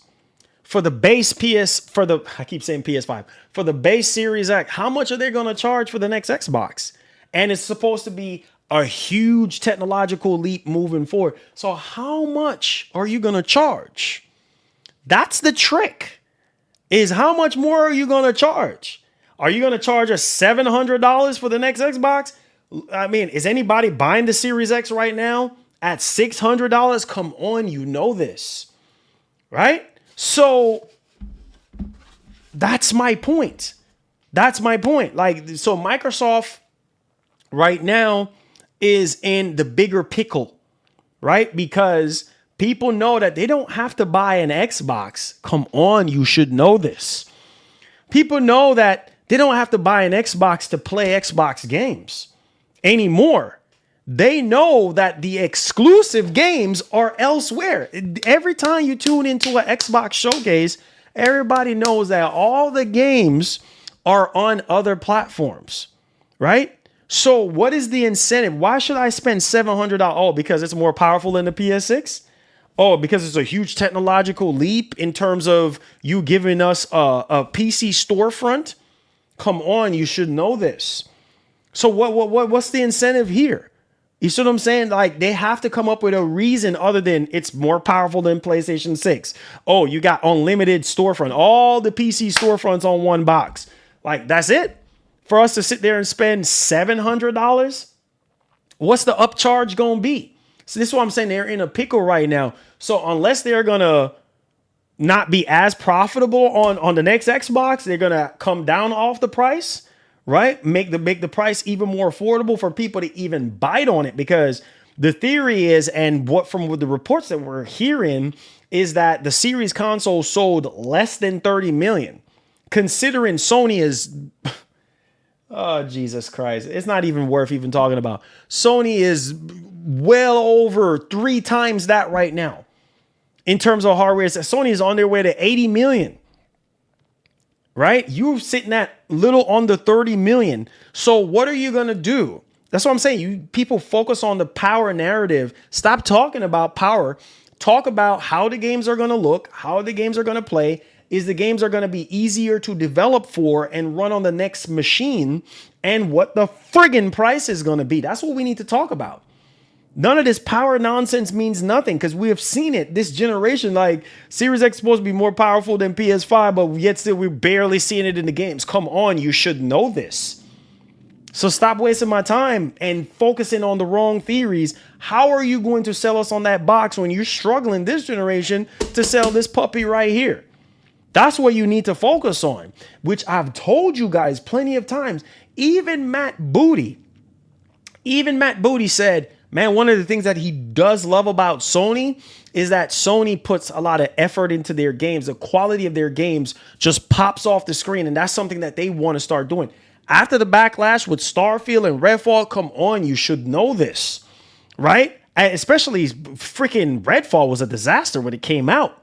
After that, they kind of wake up, and obviously you heard from Phil Spencer during the Kind of Funny interviews, like, man, listen, dog, like one of the biggest generations to lose was the Xbox One generation. That was the biggest to lose. Come on, you should know this. So Microsoft has already given up on the fight. And even on top of it, even when he said it, he looked so freaking defeated. Yeah, he said, man, Redfall should have never came out the way it did. Starfield should have never came out the way it did. I'm not trying to make excuses, but you're doggone right. Because I've been saying it for years that Microsoft had a management friggin' problem. Come on, you should know this. Right? So at the end of the day, bro, all this power talk and this and that, yes, give him a pat on the back for a little minute that Hellblade 2 came out and looked the way it did. Indiana Jones came out and looked the way it did. And I'm just so in awe and so blown away. All these other games that we're getting ready to play, right? Yes, they got over 40 games in development. That's great. But will you push the boundaries of what's possible on consoles? That's a huge technological leap for me. Giving us game experiences that we have never seen before, pushing the visuals to the next level, storytelling to the next level, freaking AI, characters to the next level. Like, that's what I'm talking about. The overall storytelling to the next level, everything, sound design, everything that makes a game. That's what we want to see. Not just giving us a mold jumbo bumbo freaking storefront and be like, here, let's slap on the Xbox UI and slap on Steam and Epic Games Store and everything else and do a whole Kamehameha and Spirit Bomb and everything is blown up and done. No. You got to do more than that, because people are going to be sitting here like $700, really? For the next Xbox? Really, bro? Nah, man, shoot. If people ain't biting now, that's what I'm saying. They're in a freaking pickle. Y'all don't believe me? Well, okay, all right. Some of y'all don't believe anything I say, and that's completely fine. You believe what you want to believe. But Microsoft, they on a thin ice going into next generation. I'm sorry, but the truth is the truth, dog. The truth is the truth. And the proof is in the pudding, because you see people right now, man, there's literally no point in buying an Xbox. Every screen is an Xbox. They touting Xbox Play Anywhere. Sarah talking about backwards compatibility with next generation, having access to all these games and all this kind of stuff. All of that is into their marketing of a huge technological leap moving forward. Having access to all your games whenever you want. Also, when it comes to the Series X, they're still trying to push, right, what the Series X gave up, but at $600, guys, at $600 current generation, $600, bro, for a one terabyte digital Series X, $550 right now. How much is the next one's gonna be? And then your cheaper machine is $429 for 1 terabyte. And then the 512 gigabyte is $370. That's $400. So how much are you going to charge for this huge technological leap forward? It's going to cost us money. But what I want to see is a whole better Microsoft Game Studio. I want to see games looking better and playing better. I want to see games not capped at 30 frames. Come on, you should know this. And then maybe it might incentivize people to even go out there and buy. But that's what I'm saying. They're in a pickle right now to sell you a Series. Series X's are still sitting on shelves right now. It's not being sold. Every once in a blue moon, if they have a price drop, even before they went up on the price, every once in a blue moon, even at $499, it was still not selling as much as the PS5. You see what I'm saying? So the biggest thing that hurted Microsoft this entire generation is the miscommunication. Come on, you should know this. Where Microsoft was beating around the bush, wasting our time, didn't want to come out of the curtains, didn't want to come out of the bush and tell us, like, listen, you know what? We go in third party. We go in third party. Oh, the main focus is Series S, not X. There was a lot of miscommunication, and you would think that Microsoft would learn their lesson from the Xbox One generation, because they were all over the place at the beginning, at the start of the Xbox One generation. They didn't know what they wanted to be. They didn't want an all entertainment box, cable, watching TV on all in one box, you know, DRM, all this and that. They were all over the place. But at the same time, during the Xbox One generation, they had a much more stronger footing than they do now in the launch period. So let's hope that they can actually mimic the Xbox One generation in the very beginning and having better launch titles going into next generation. Because I don't want to hear no nonsense story about, oh, we're starting off with zero. Because best believe Sony is going to have games for the PlayStation 6 at launch. You better make sure, if you want people to buy your console, bro, and you over here sitting here charging ridiculous amount of money for it and think people are going to buy it. The biggest thing that hurted Microsoft is when they switched their strategy on, we're going third party. We're starting off with four. When they said they're starting off with 4 games, that was it. It was the beginning of the end. What is keeping us to buy a Xbox console? I'm asking myself, what's making you come back to this? Well, because it's portable, for one. It's heavy. It's kind of heavy. I mean, it's kind of paperweight, but, you know, I mean, portable. Can drop it in a backpack. It's a big old brick. I mean, God forbid I get knocked upside the head with this puppy. I mean, I'm done for. But this puppy is portable. So that's one thing. I can't throw my PC on my back unless I'm Samson, unless I'm Hercules. So I can put this bad boy in my backpack, and I can carry it wherever I want to go. Take it to my grandma's house, my dad's house, wherever house I want to go, and hook up in game. Right? And it definitely does give me the power and capabilities that I need, you know what I mean, for on-the-go purposes. And I do love the console-like experience. So that's why I will buy the next Xbox. That's why I game on consoles, right? And obviously, majority of the time, I'm on PC gaming anyway. But what I'm saying is, unless you buy a laptop, you're not traveling around with a big old humba junka gumba freaking PC up under your arms, traveling. You see what I'm saying? TSA gonna be like, sir, what is that you're carrying? What's all them Christmas lights up in there? Hey, security, go ahead and check out that big piece of plastic tower thing, glass thing that he's carrying with all these Christmas lights. Go check that thing out. What do you think they're gonna strip search more? Huh? They're gonna try to see what's in that tower, because you can hide anything you want in that tower. When you're traveling, you could travel with this bad boy well, quick and easy. If you got to take it out of your bag, you just take it out of your bag and drop it in the tray and just go.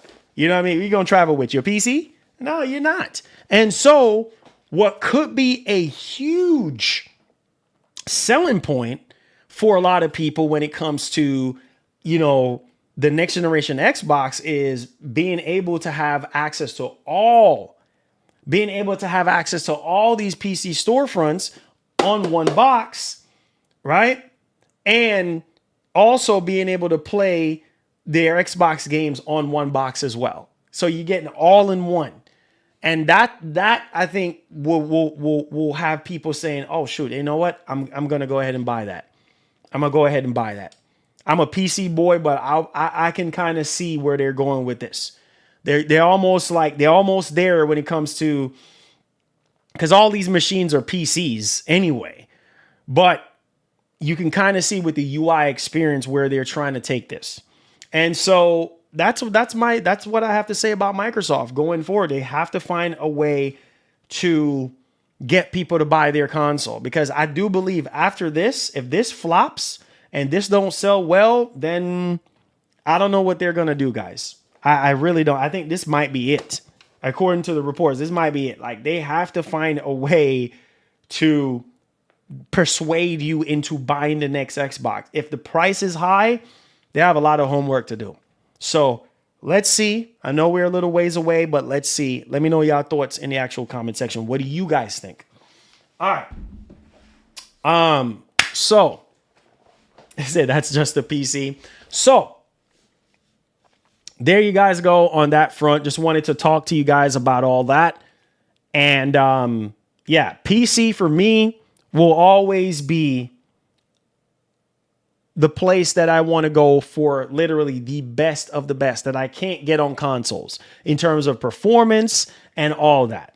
But what I'm saying is, when it comes to portability, that's where the console comes in. And most people don't want to deal with PC because you got to update drivers, you know, all this kind of stuff. Some people don't want to deal with all that. Some people just want to just, you know, and with these consoles, you can just put them in sleep mode or rest mode, and they update all the not drivers, but they do all the updates, and then you're right there in the experience. That's why people like consoles, because you don't have to deal with all the variables and things of that nature of a PC. So, hey man, you like what you like, right? And so let's go ahead now and let's shift gears to our next topic, because this one right here, I was like, wait a minute, hold up. Now, this has to do with, oh man, Days Gone on Xbox.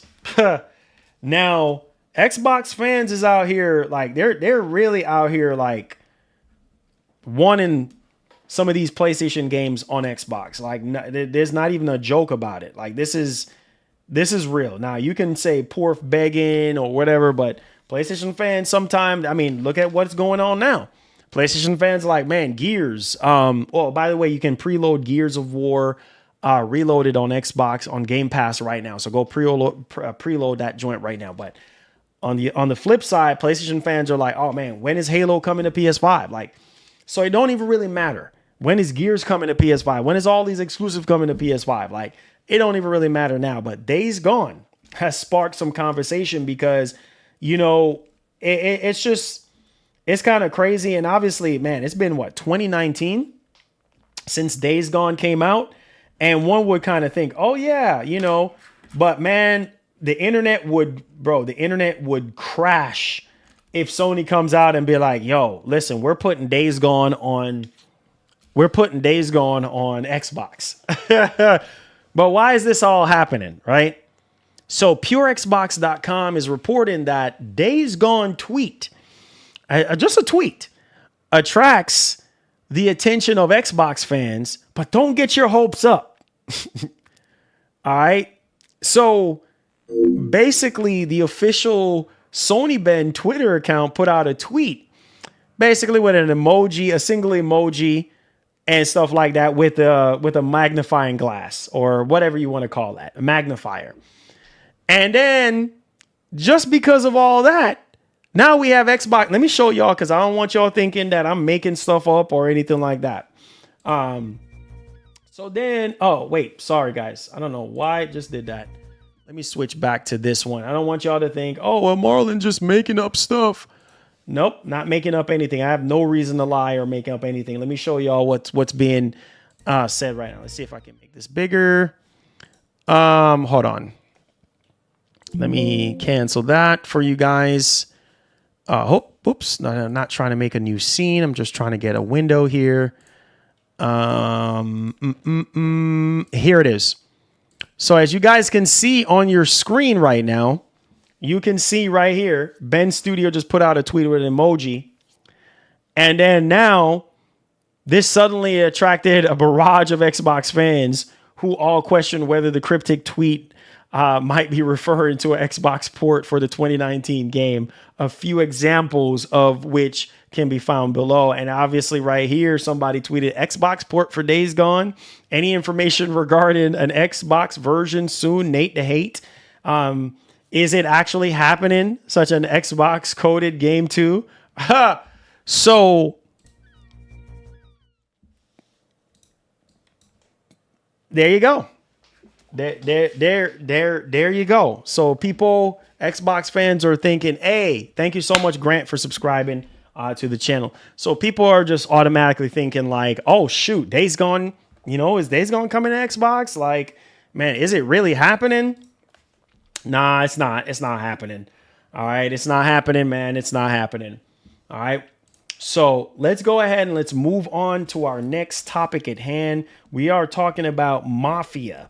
All right. Mafia, the Old Country. Now, this is a game I'm looking forward into checking out. Now, I know for some of you guys, you're not really impressed with like the visuals and things of that nature. And I get it. I understand completely. Some of you guys are like, yeah, man, the graphics needs to be better than that. And I hear you. But the gameplay looks pretty good. So at least to me. So what are we talking about? So Mafia, the Old Country right now is PS5 Pro Enhanced. And so basically it says right here, Hangar 13 has confirmed that Mafia, the Old Country PS5 Pro enhancements include where the Mafia Twitter account says, we're excited to confirm that Mafia, the Old Country will be PS5 Pro enhanced at launch, featuring support for variable refresh rate, support for 120 hertz displays, higher dynamic resolution in both quality and performance mode. That sounds good to me. So let me know your thoughts in the actual comment section. Thanks for the dono. If XSS hold down XSX, what handheld will do to PS6? Skull emoji.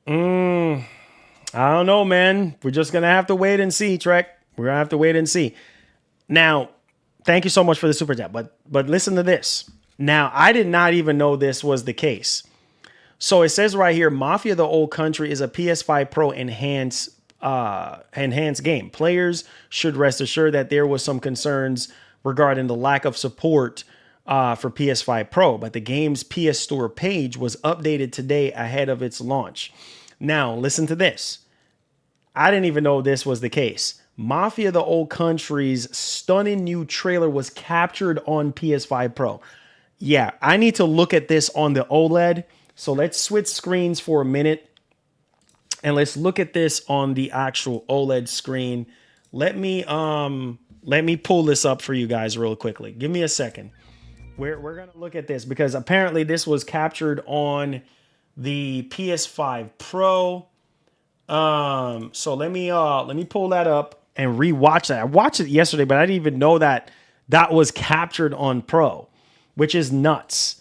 So I want to see on the OLED, like, how does it look? Because OLED is going to give me the best, like, representation of what I need to see here. So let's fit the screen real quick.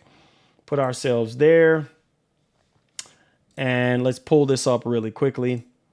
All right. So, because it says right here that the Mafia Old Country stunning new trailer captured on PS5 Pro.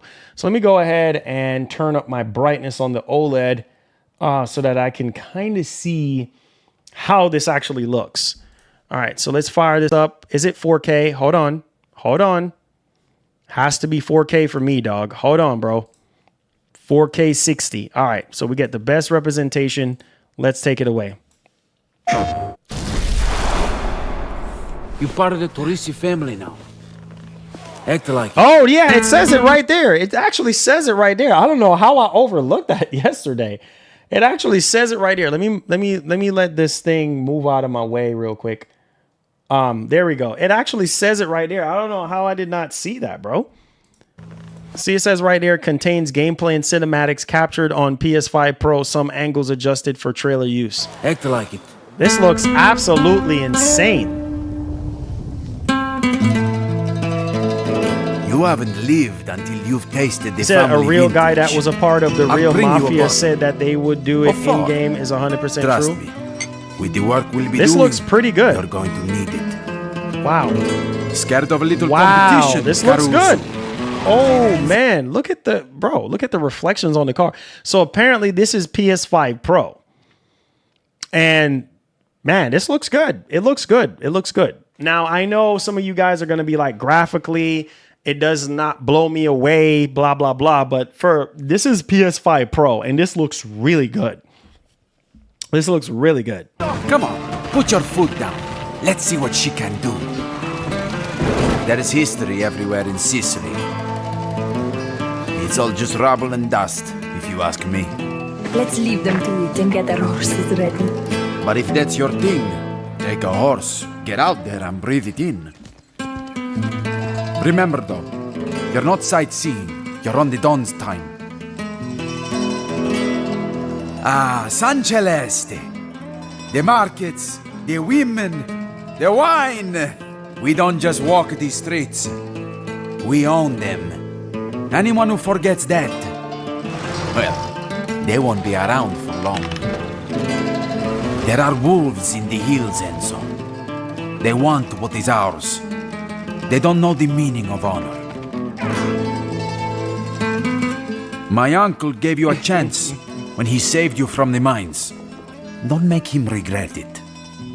When all is said and done, we'll rest easy, knowing we gave everything for this family. And those who stood against us, they'll be buried deep, right where they belong. You did good today. But a mine boy.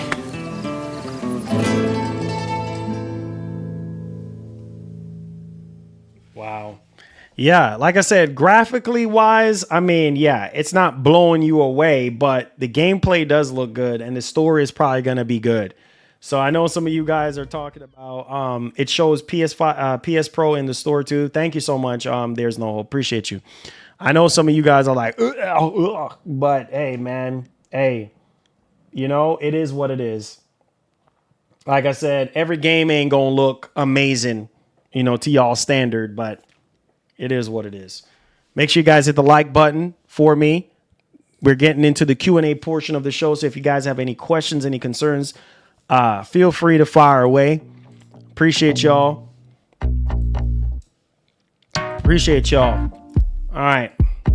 So are you guys picking up Mafia? We had 124 likes. Can we get those likes up, please? Appreciate you guys.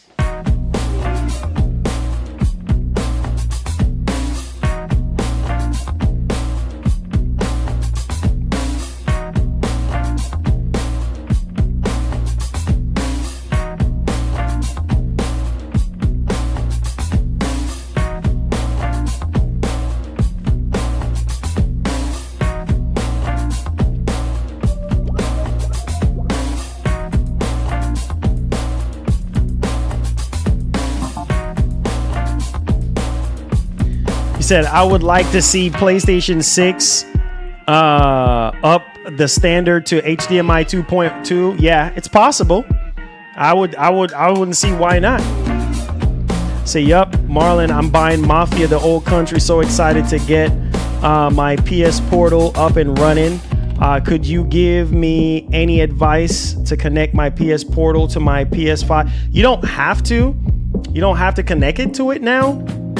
It's pretty much like its own thing. So yeah, you don't have to connect it to it. But it's really quick and easy. Once you update everything and all that, it will prompt you to look for your PS5. Once it finds your PS5 and everything like that, once your PS5 is either in rest mode, I would suggest it being in rest mode if you wanted to connect it, but you don't have to. And as long as you have a pretty good internet connection, you should be good to go. They said Mafia on PC drops tomorrow at 12 p.m. EST. Wait, I thought it was coming out on the 9th. I thought it was coming out on the 9th. That's standard edition for Mafia on PC? Is that like standard edition for Mafia on PC? Or is that like early access, or you got to pay more money, or whatever the case may be? I thought it was coming out on the 9th, or is it the 7th?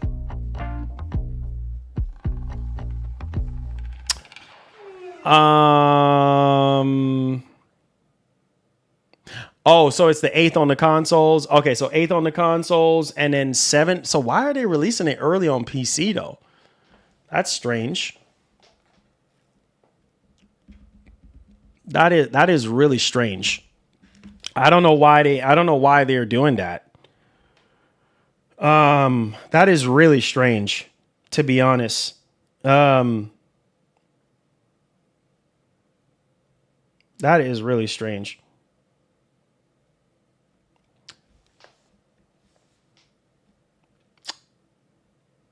Oh yeah, Gamescom. Yeah, Gamescom is on the 19th. Yeah, Gamescom is on the 19th. So, yeah. He says with HDMI 2.2 will allow for higher FPS of GTA 6 120 performance with the graphical. Well, again, just like, you know, you can the problem is with that though is it's going to come down to the game, and it's also going to come down to the developer. So even if the certification is say 240 4K 240, like that doesn't mean that the game is going to run at 4K 240. You see what I'm saying? It just means that, hey, you can get up to this in terms of the bandwidth and the capabilities, but it's also going to come down to the developer and what they're able to achieve from the console, you know, power wise. So it just matters on what's going on there. It says I'm gonna get Mafia on PS5 physical version to add to the collection. Okay, nice. Yeah. Yeah, I can't wait to see what's up on that. I really can't wait to see what's up. So tomorrow at 12 Eastern time. Okay, cool. Sounds good. Cool.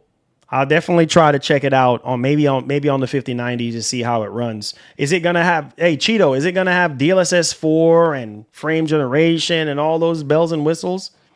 Let me know. Let me know. Metal Eden drop September 2nd. Okay. What's up, Dallas? What's going on? Make sure you guys hit the like button for me. Get the likes up on the show. Help a brother out, man. Hit that like button. We had 130. Let's see if we can get 140. I know we can do it. Get the likes up, guys. Get the likes up. Help us out. Help us out. Get the likes up. All right. Let's see.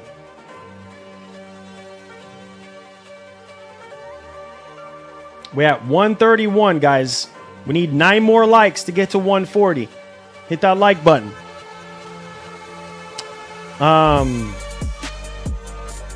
Oh yeah. I've already updated drivers and stuff. I'm ready to go. Ready to go. I'm waiting on Metal Gear. Meanwhile, I'm playing Ninja Gaiden. Hey, there you go. All right, we're at 133. Come on. No, we can do it. I know we can do it. 7 more likes to get 140. I know we can do it. Hit that like button. Let's go. No, we could do it. See, I got Mafia as pre-downloaded on my PS5. Says rumor Xbox exclusive Starfield is getting some hefty gameplay reworks for its PS5 release. Really? Wow. Oh, nice tomorrow show right there.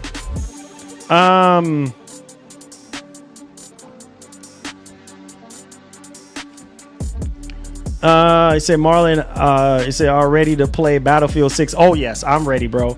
Matter of fact, I'm a part of the EA Creator Network, so I will be ready to go, man. I just got to get in, log in, see what's up, and get the ball rolling on that.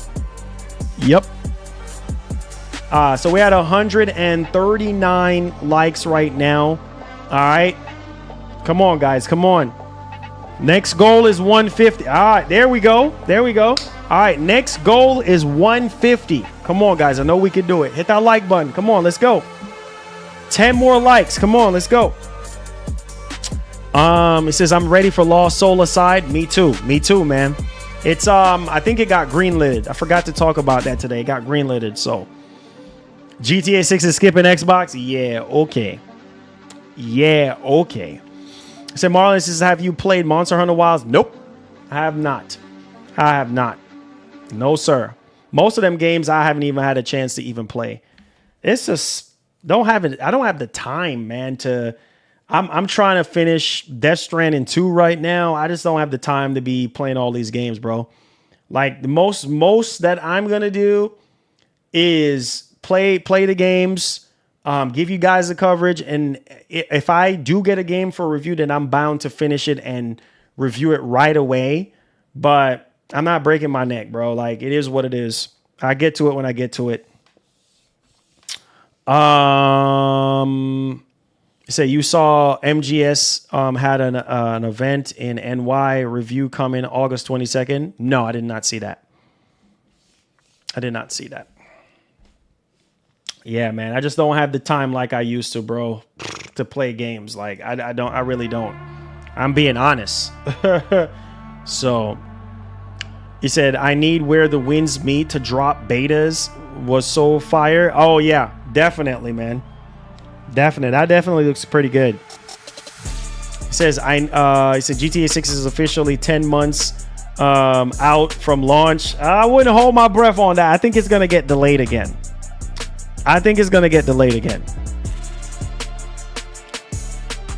Oh yeah, you talking about, yeah, I know what you're talking about. You're talking about over 40,000 people waiting right now. Yeah, I did talk about that earlier. Is that what you're sending the link for, Mark? Or something else? KMG, what's going down, bro? Yeah, man, full time, bro. I'm being honest, guys. I just don't have the time for games like I used to. The most that I have in terms of time is probably, I'm just going to keep it a buck, maybe 2 hours. Maybe if I'm lucky, maybe 2 hours. I just don't have the time. I don't have the luxury like I used to. I can't unless I sign an NDA to review a game for X amount of time. Like say if I sign an NDA with Sony or Capcom or whoever, like I did with that Onimusha review or Days Gone or any game that I get for review, then all right, then I'll sit down, talk to my wife and be like, all right, I need to finish this game.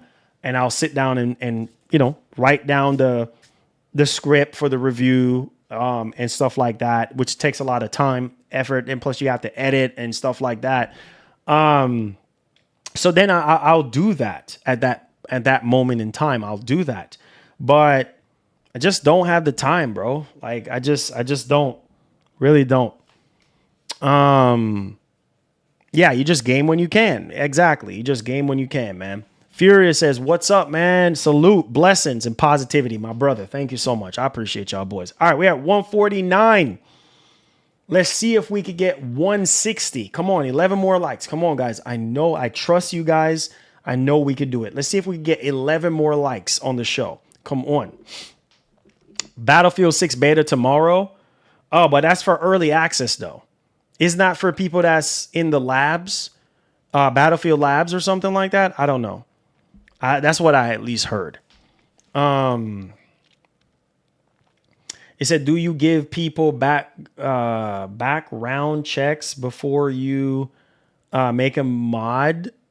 No, I don't. I typically, if you're just a regular person, that's been here for a long time, then fine. But I typically, we're not giving out more mods right now. We put that on pause right now. So it says, facts, Marlon, I only have about a couple of hours to game. I have a lot. I'm always working and traveling. Exactly. You just don't have the time. You just don't have the, like right now, after I'm done with streaming, like I have so much stuff to do. You know what I mean? So I just don't, I have videos I have to make. Oh my God. I have something that just came in over the weekend when I was gone on vacation that I have to make a video on. Like there's so much crap. I have emails I have to read. I have to, take care of my daughter. Like I have the house I have to take care of. Like I have traveling, go here, go there. So it's like you're getting pulled in all different directions. So I just don't have the time like I used to, bro. I really don't. It says, I just tagged you in the Mafia 4 review. Save it for tomorrow. Got you. Thank you. Oh yeah, not right now. I'm not giving out more mods right now. We're kind of putting a little pause on it right now. Soon as we start doing more mods again, then we'll do that.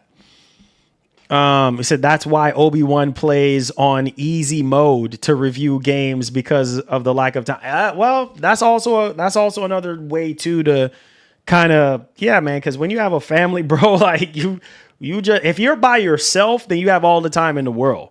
And even then, I mean, you still gotta do stuff. You know what I mean? So it's just like, man, I just don't have the time. Like my daughter, like she comes first over everything, you know what I mean? And then we have a dog here because we got rid of our other dog because she was just digging and doing all kind of crazy stuff. So, between the dog, between my daughter, between my wife, between YouTube, between other work stuff that I do outside of YouTube, like I'm constantly busy. I have emails, I have NDAs I have to be looking at signing. I'm just getting pulled in all the, plus I want to travel. You know what I mean? Coming up next year. So it's just a lot, dude. Like, and being a father, like, you know what I'm saying? Like it that comes within itself as well too. So you just have to, find ways to, balance out everything. So yeah. He said Dreamcast guy's a horrible. Well, he's not. Dreamcast guy is not really a streamer. He's more of like a video creator. Like he makes a lot of videos. So that's his thing. He makes a lot of videos. That's Dreamcast guy. Like that's his thing, so he don't stream a lot. Like, and that's also another thing too. Like streaming, man, I'm telling you, streaming is not as easy as people make it seem to be, because it's a lot. Mentally, it's a lot, because you have, especially if you do what I do, you got to obviously go over the topics that you're going to be talking about prior to going live. Know what you're going to really say. Have it ever, memorize most of it in your head. You have to watch the chat. You know what I mean? You have to make sure you're looking at, if you're dropping too many frames, you got to make sure your stream is like buttery smooth. And so it's just like trying to get to as many people as you possibly can. So it's just, what I mean? It's just one of those things. You just have to, kind of, figure out how you want to do things, especially when you have a lot of people in your stream. You know what I'm saying? Like if you have thousands of people, then it gets even harder because everybody wants your attention. You know what I mean? Everybody wants to either donate to get your attention or tag you to get your attention. So it just kind of all really depends. I said Dreamcast guy's a legend. Yeah, man, he's been around for years, man. Probably like well over 10 years at this point. Like I said, I've been doing YouTube. I've been doing YouTube since I was 18, right? So I've been doing YouTube for a long time, well over 10 years. I've been doing YouTube. I think I spent my entire adult life on YouTube, So it's just, man, doing something for so long, no regrets. Definitely no regrets doing this. All right, so we're at 161. Let's see if we could get 170. So come on, guys. We're at nine likes away. 9 likes away. So let me write this down. So Mafia is coming out. Is Cheeto still in here? We have Mafia coming out tomorrow. Dang, man. And Battlefield 6 tomorrow for no, it's not for everyone. So you got Mafia.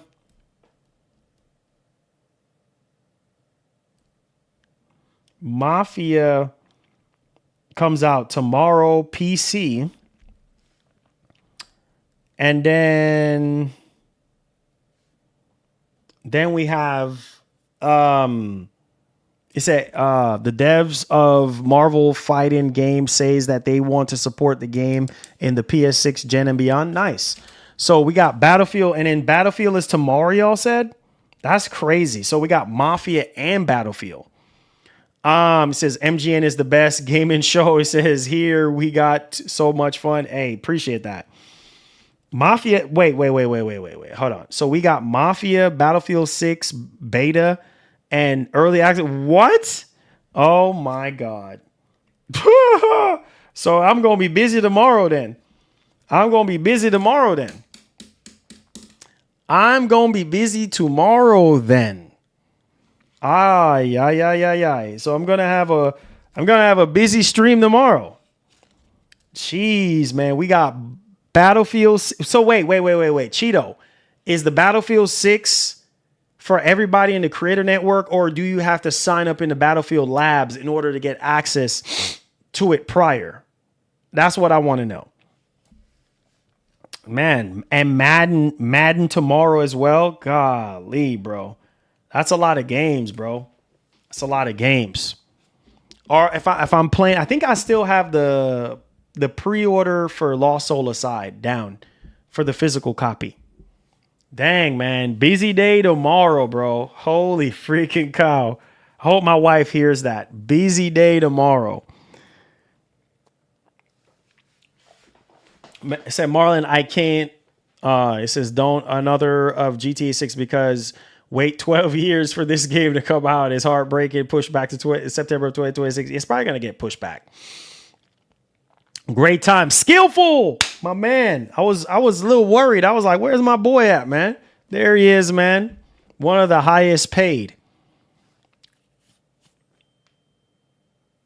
Oh, here she goes. My wife is something else, bro.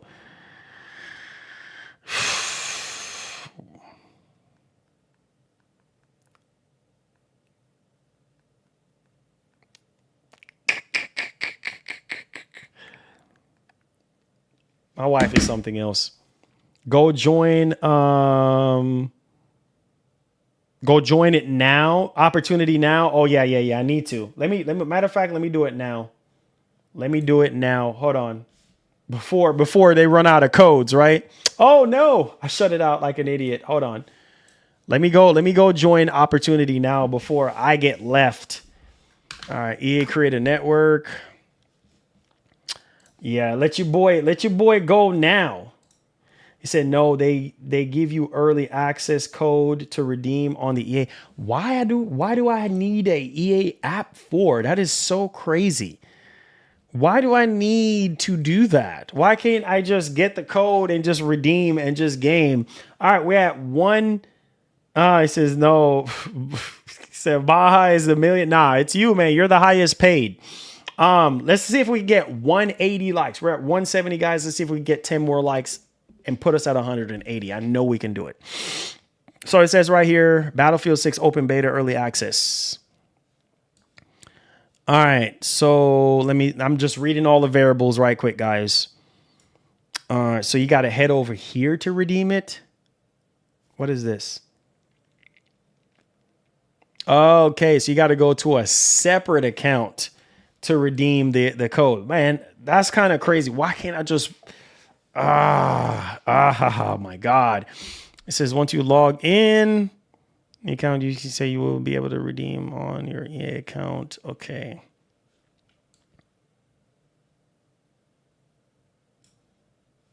Okay, it says early access starts on the 7th.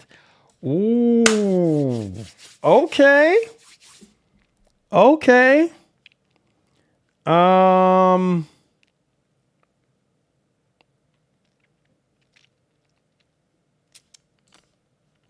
Okay, so what they want now?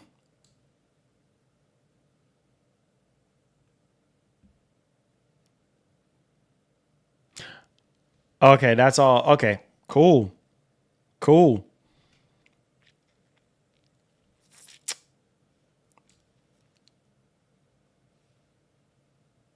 Okay, all the easy stuff, blah, blah, blah, blah, blah. Okay, cool. All right. We can do that. All the easy stuff. All right, so I guess we got to go here to get it.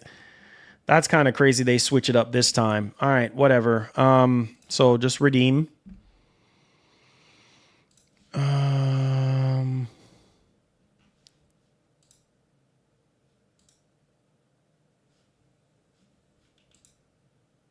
Wait a minute. Why is it asking me for a code?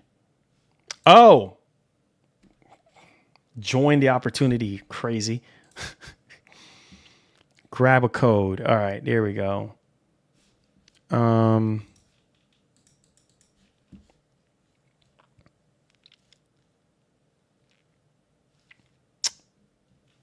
All right, here we go.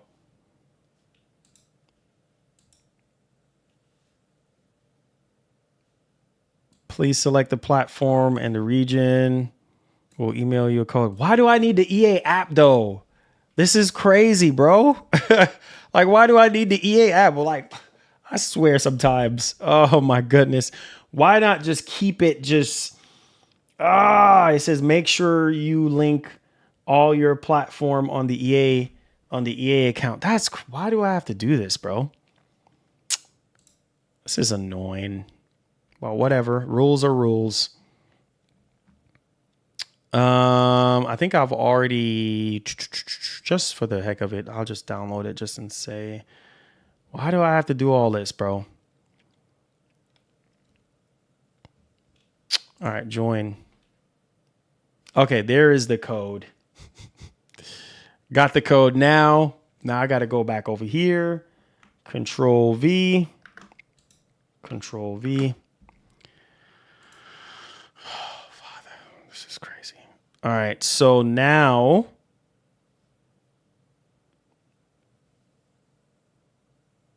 okay, so it's linked to my same email that I have. Okay, I'm kind of crazy right now. So all right, so confirm. Okay, let me make sure. Hold on.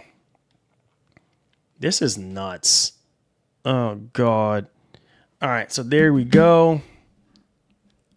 All right.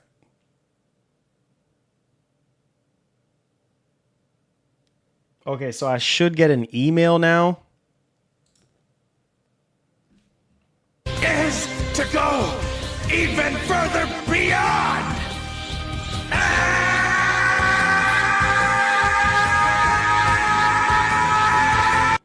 Look AXDM. Oh, yeah. I see it. That's what I'm looking at right now. All right, so now I got to check my email now to see if I have it. Thank you, Cheeto. Now I got to check my email now to see if I have it. Wait.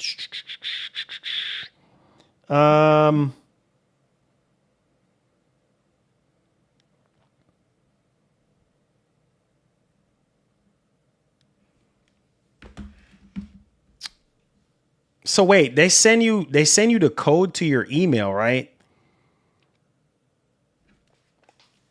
It says upon redemption of the early access key, you will be required to download the open beta client on the platform of your choice when available. Early access for open beta start. So I guess I don't have the code right now because I'm checking my email and I don't see it. So hold on. Man, I don't know why they didn't just do this like regularly. Like, oh my God, EA. This is like, why not just, I don't know. This is kind of weird. Because usually you go in there, you click whatever you want, system you want, and then you're done. I don't know why you're doing it to where you have to go through the EA app, do all this crap, but I haven't gotten an email yet for the code. So I don't know if they're going to send it to me tomorrow or I don't know. It's just kind of weird, man. It says, I got excited earlier today when I tried to play the beta only to get disappointed when it said there were 40,360 people waiting. Yeah, that's crazy. It said Arc System Works plans to support Marvel Tokon. It says Fighting Souls for the next 10. Wow, that's awesome. It says it should have gave you the code on the dashboard. Oh no, I have the code on the dashboard, but it told me to go to this website, to the Battlefield 6 website to redeem it. So is that code for PC? I'm confused. Is that code for PC? I don't understand. Why are they doing this crap? Like, is the code for PC or not? That's kind of like what I'm confused about. Like, because I don't understand why the heck are they doing, you know, you got to go to the Battlefield 6 website to redeem the code and then you got to go on the EA app. Like, why? Like, why do you have to? Oh my Jesus Christ. I have to sign into my EA account? Oh, yeah, I'm already in my EA account.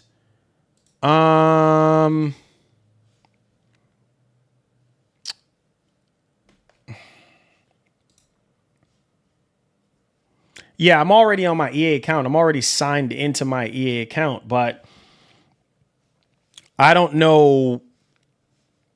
Open beta. Hold on.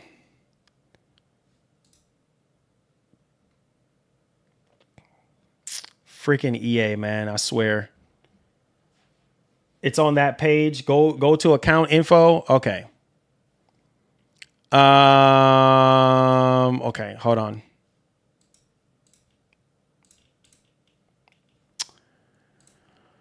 Freaking EA, bro.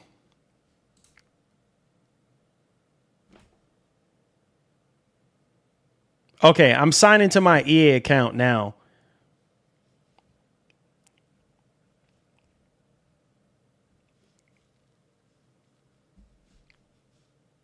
Manage accounts. Like, I don't know what the heck I'm looking for.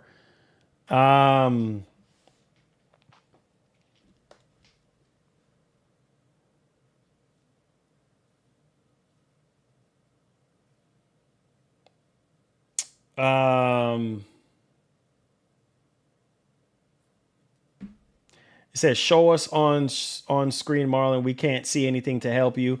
Yeah, I'm trying to figure out like where I'm trying to figure out like, cause I'm signed into my EA account, but what I'm saying is like, where is the where would the code subscriptions and memberships? It wouldn't be underneath there.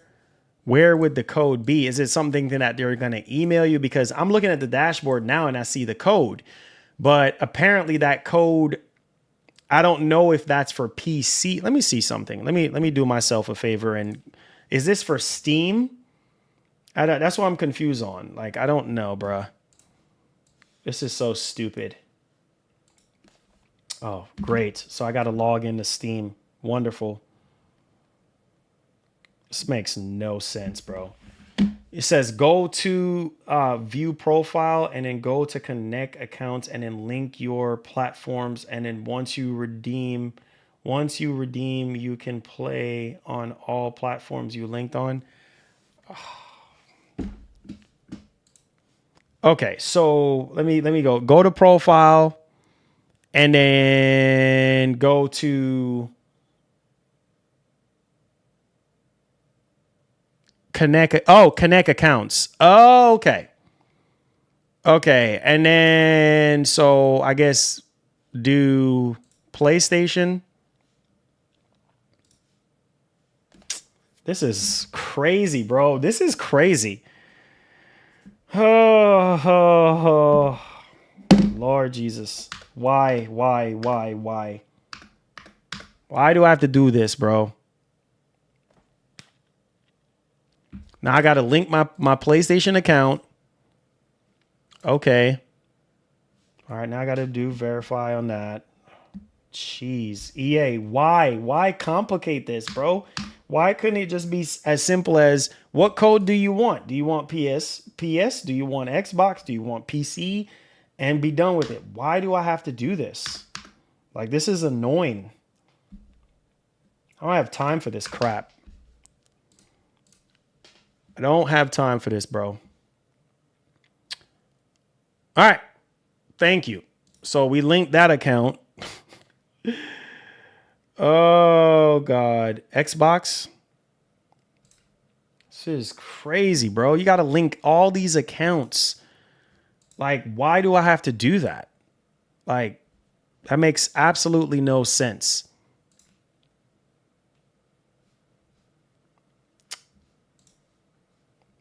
I don't know. And now it's saying not linked. Leave it to freaking EA, bro. I don't know, guys. I don't know what's going on here. I'm just going to have to do this off stream. Don't know. So also linking account helps with cross possession. I don't even, it's not even working. It says not linked. After I just went through all that verification, for my PlayStation account, and for some reason it's still saying not linked. I don't know, bro. Quit complaining, bro. This is stupid. Why? Out of all the years that I've been with EA, with the EA Creator Network, you always go in there, you go to your opportunity, you click on what platform you want, and they give you the code, and that's it. All this hoops that you have to jump through is nonsense. It's absolutely nonsense. I said the reason I think his PlayStation is making a remake over remake is to how expensive they have done their first party games. So now they say that they can't afford be expensive to PS. Who knows, man? Who freaking knows? I don't freaking know. I'll figure it out. I'll figure it out later. I'm not going to worry about it. It is what it is. This is ridiculous. I don't know why the heck you have to do all of this just to get, and even still, like, I still don't have the code in my email. So I don't freaking know, bro. Don't know.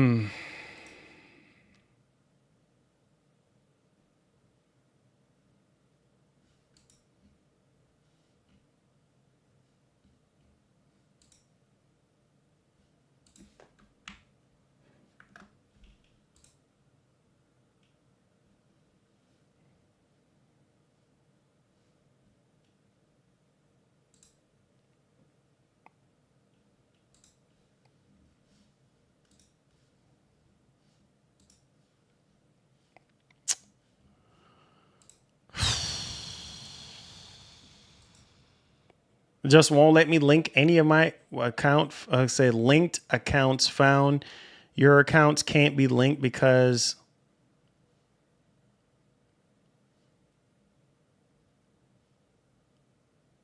oh, whatever. Oh, whatever, bro. So I can't. What about Steam? So I can't play it on PlayStation now? Oh, God. This is whack. Oh, Lord, because my PlayStation account is linked to another account that's not linked to this EA account. So I guess I won't be playing it on PlayStation. Oh, sweet Lord. So stupid.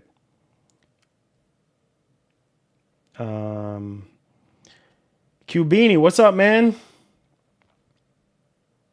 Yeah, let me do it on here. I guess PC it's gonna be.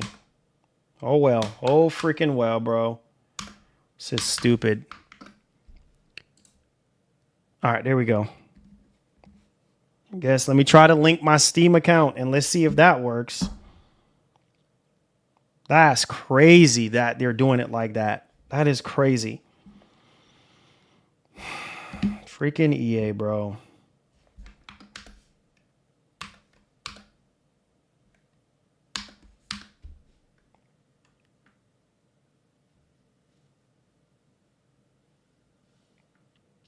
So Steam it is.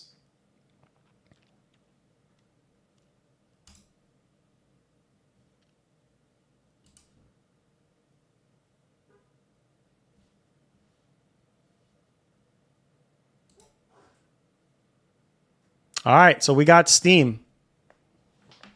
Steam it is. So we'll be playing it on PC then. That's the only linked account I have. So, because PlayStation, it won't let me do it. So, yep, Steam it is. So I'm guessing now that, let me see. Hold on.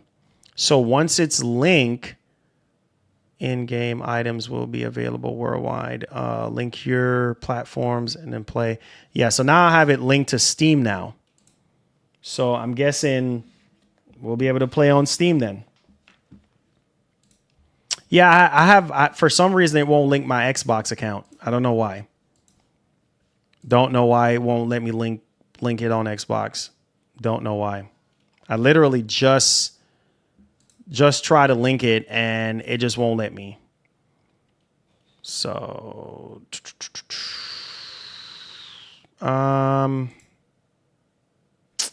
this is stupid, dude.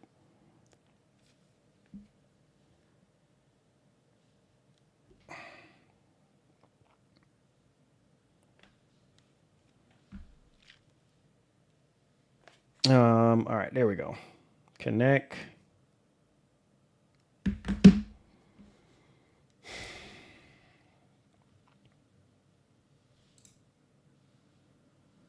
Oh, maybe I can play it on Xbox.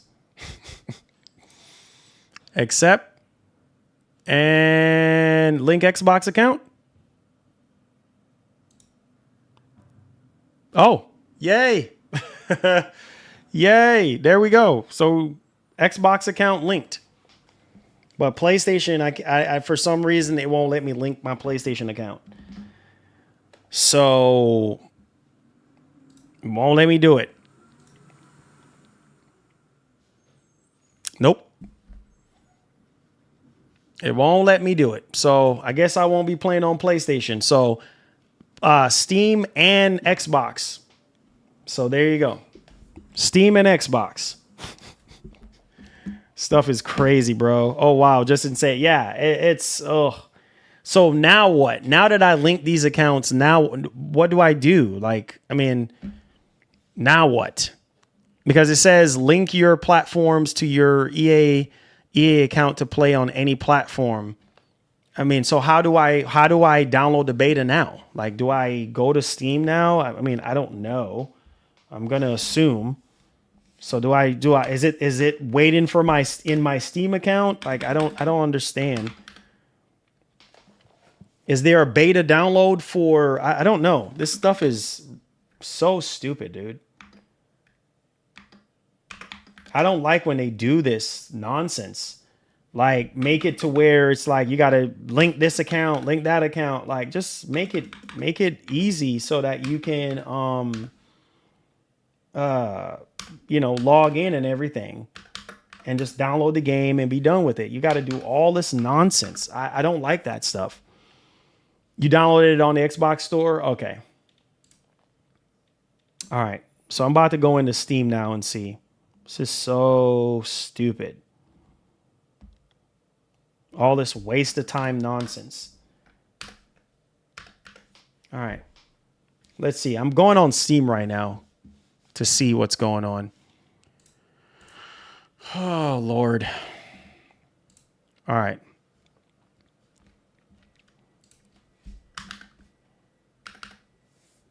Battlefield. Nope. I guess I got to go to the store to find it. Oh, there it is.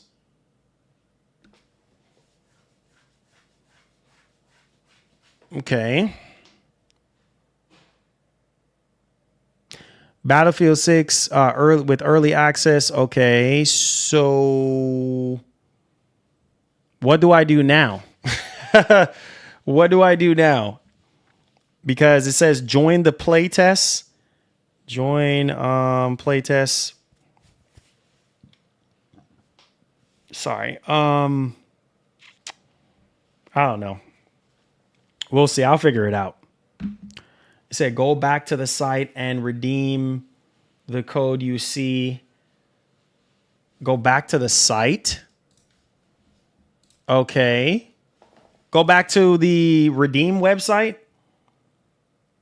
He said, go back to the site and redeem the code you see on the opportunity dashboard. Okay, so you're saying redeem that on Steam?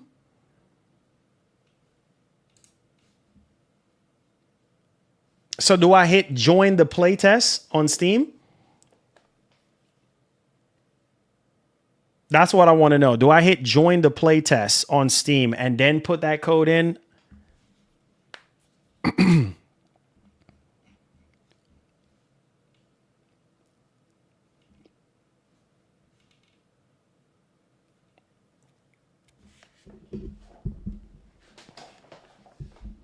You have a 5090, you should play on PC. Yeah, probably. Probably should. I would like to play it on the PS5, but unfortunately, unless I get like a code, a direct code to download it on PlayStation, then that's a whole different ball game.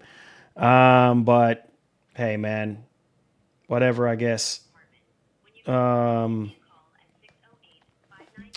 shut up. Shut up. Shut up, bro. Oh my God.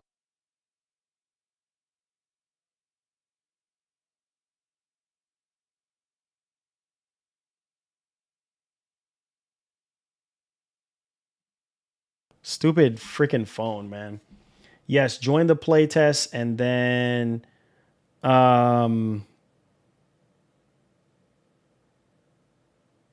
yes, join the playtest, then redeem the code on the site.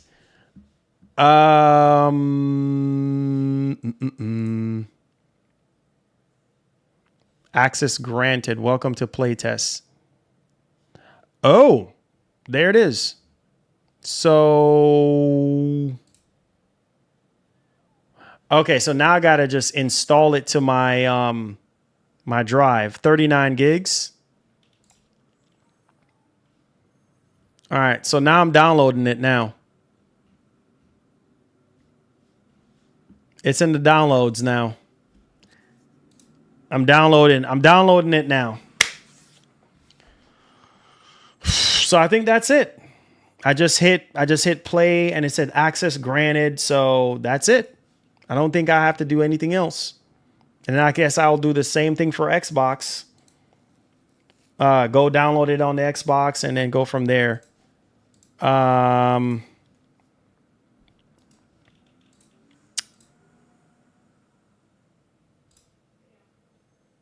There we go. Yeah, that's it, I guess. So we'll see, guys. We'll see. If anything, Cheeto, I'll reach out to you, man, if I have any other questions or concerns about it. But on that note, I'm not going to keep y'all up. Thank y'all so much for being here today. We had 444 votes. I said, would you pay $100 for GTA 6? 64% of you guys said yes. And then 36% of you guys said no. So I appreciate all of you guys, man. Thank y'all so much. I said, go to the redeem site and enter the code on the opportunity dashboard. If you didn't redeem it, you won't be able to play early access. I already redeemed it already. Yeah, I already redeemed it. It said that it was redeemed to my EA account. And then plus I've already linked those Steam and the Xbox account there. So, so there it is. But all right, guys, I'm going to call it a day. Thank y'all for y'all support today. I'll see you guys tomorrow. Hopefully that Battlefield stuff works out. We'll see. If it don't, I'm not going to sweat it. And I'll have timestamps and everything for you guys. So stay tuned. Have some more content coming up for you guys. Thank you, Cheeto, for your help. Appreciate you, man. Hit the like button and see if we can get over 200 likes. And I'll see you guys in the next one. All right. Peace. We out.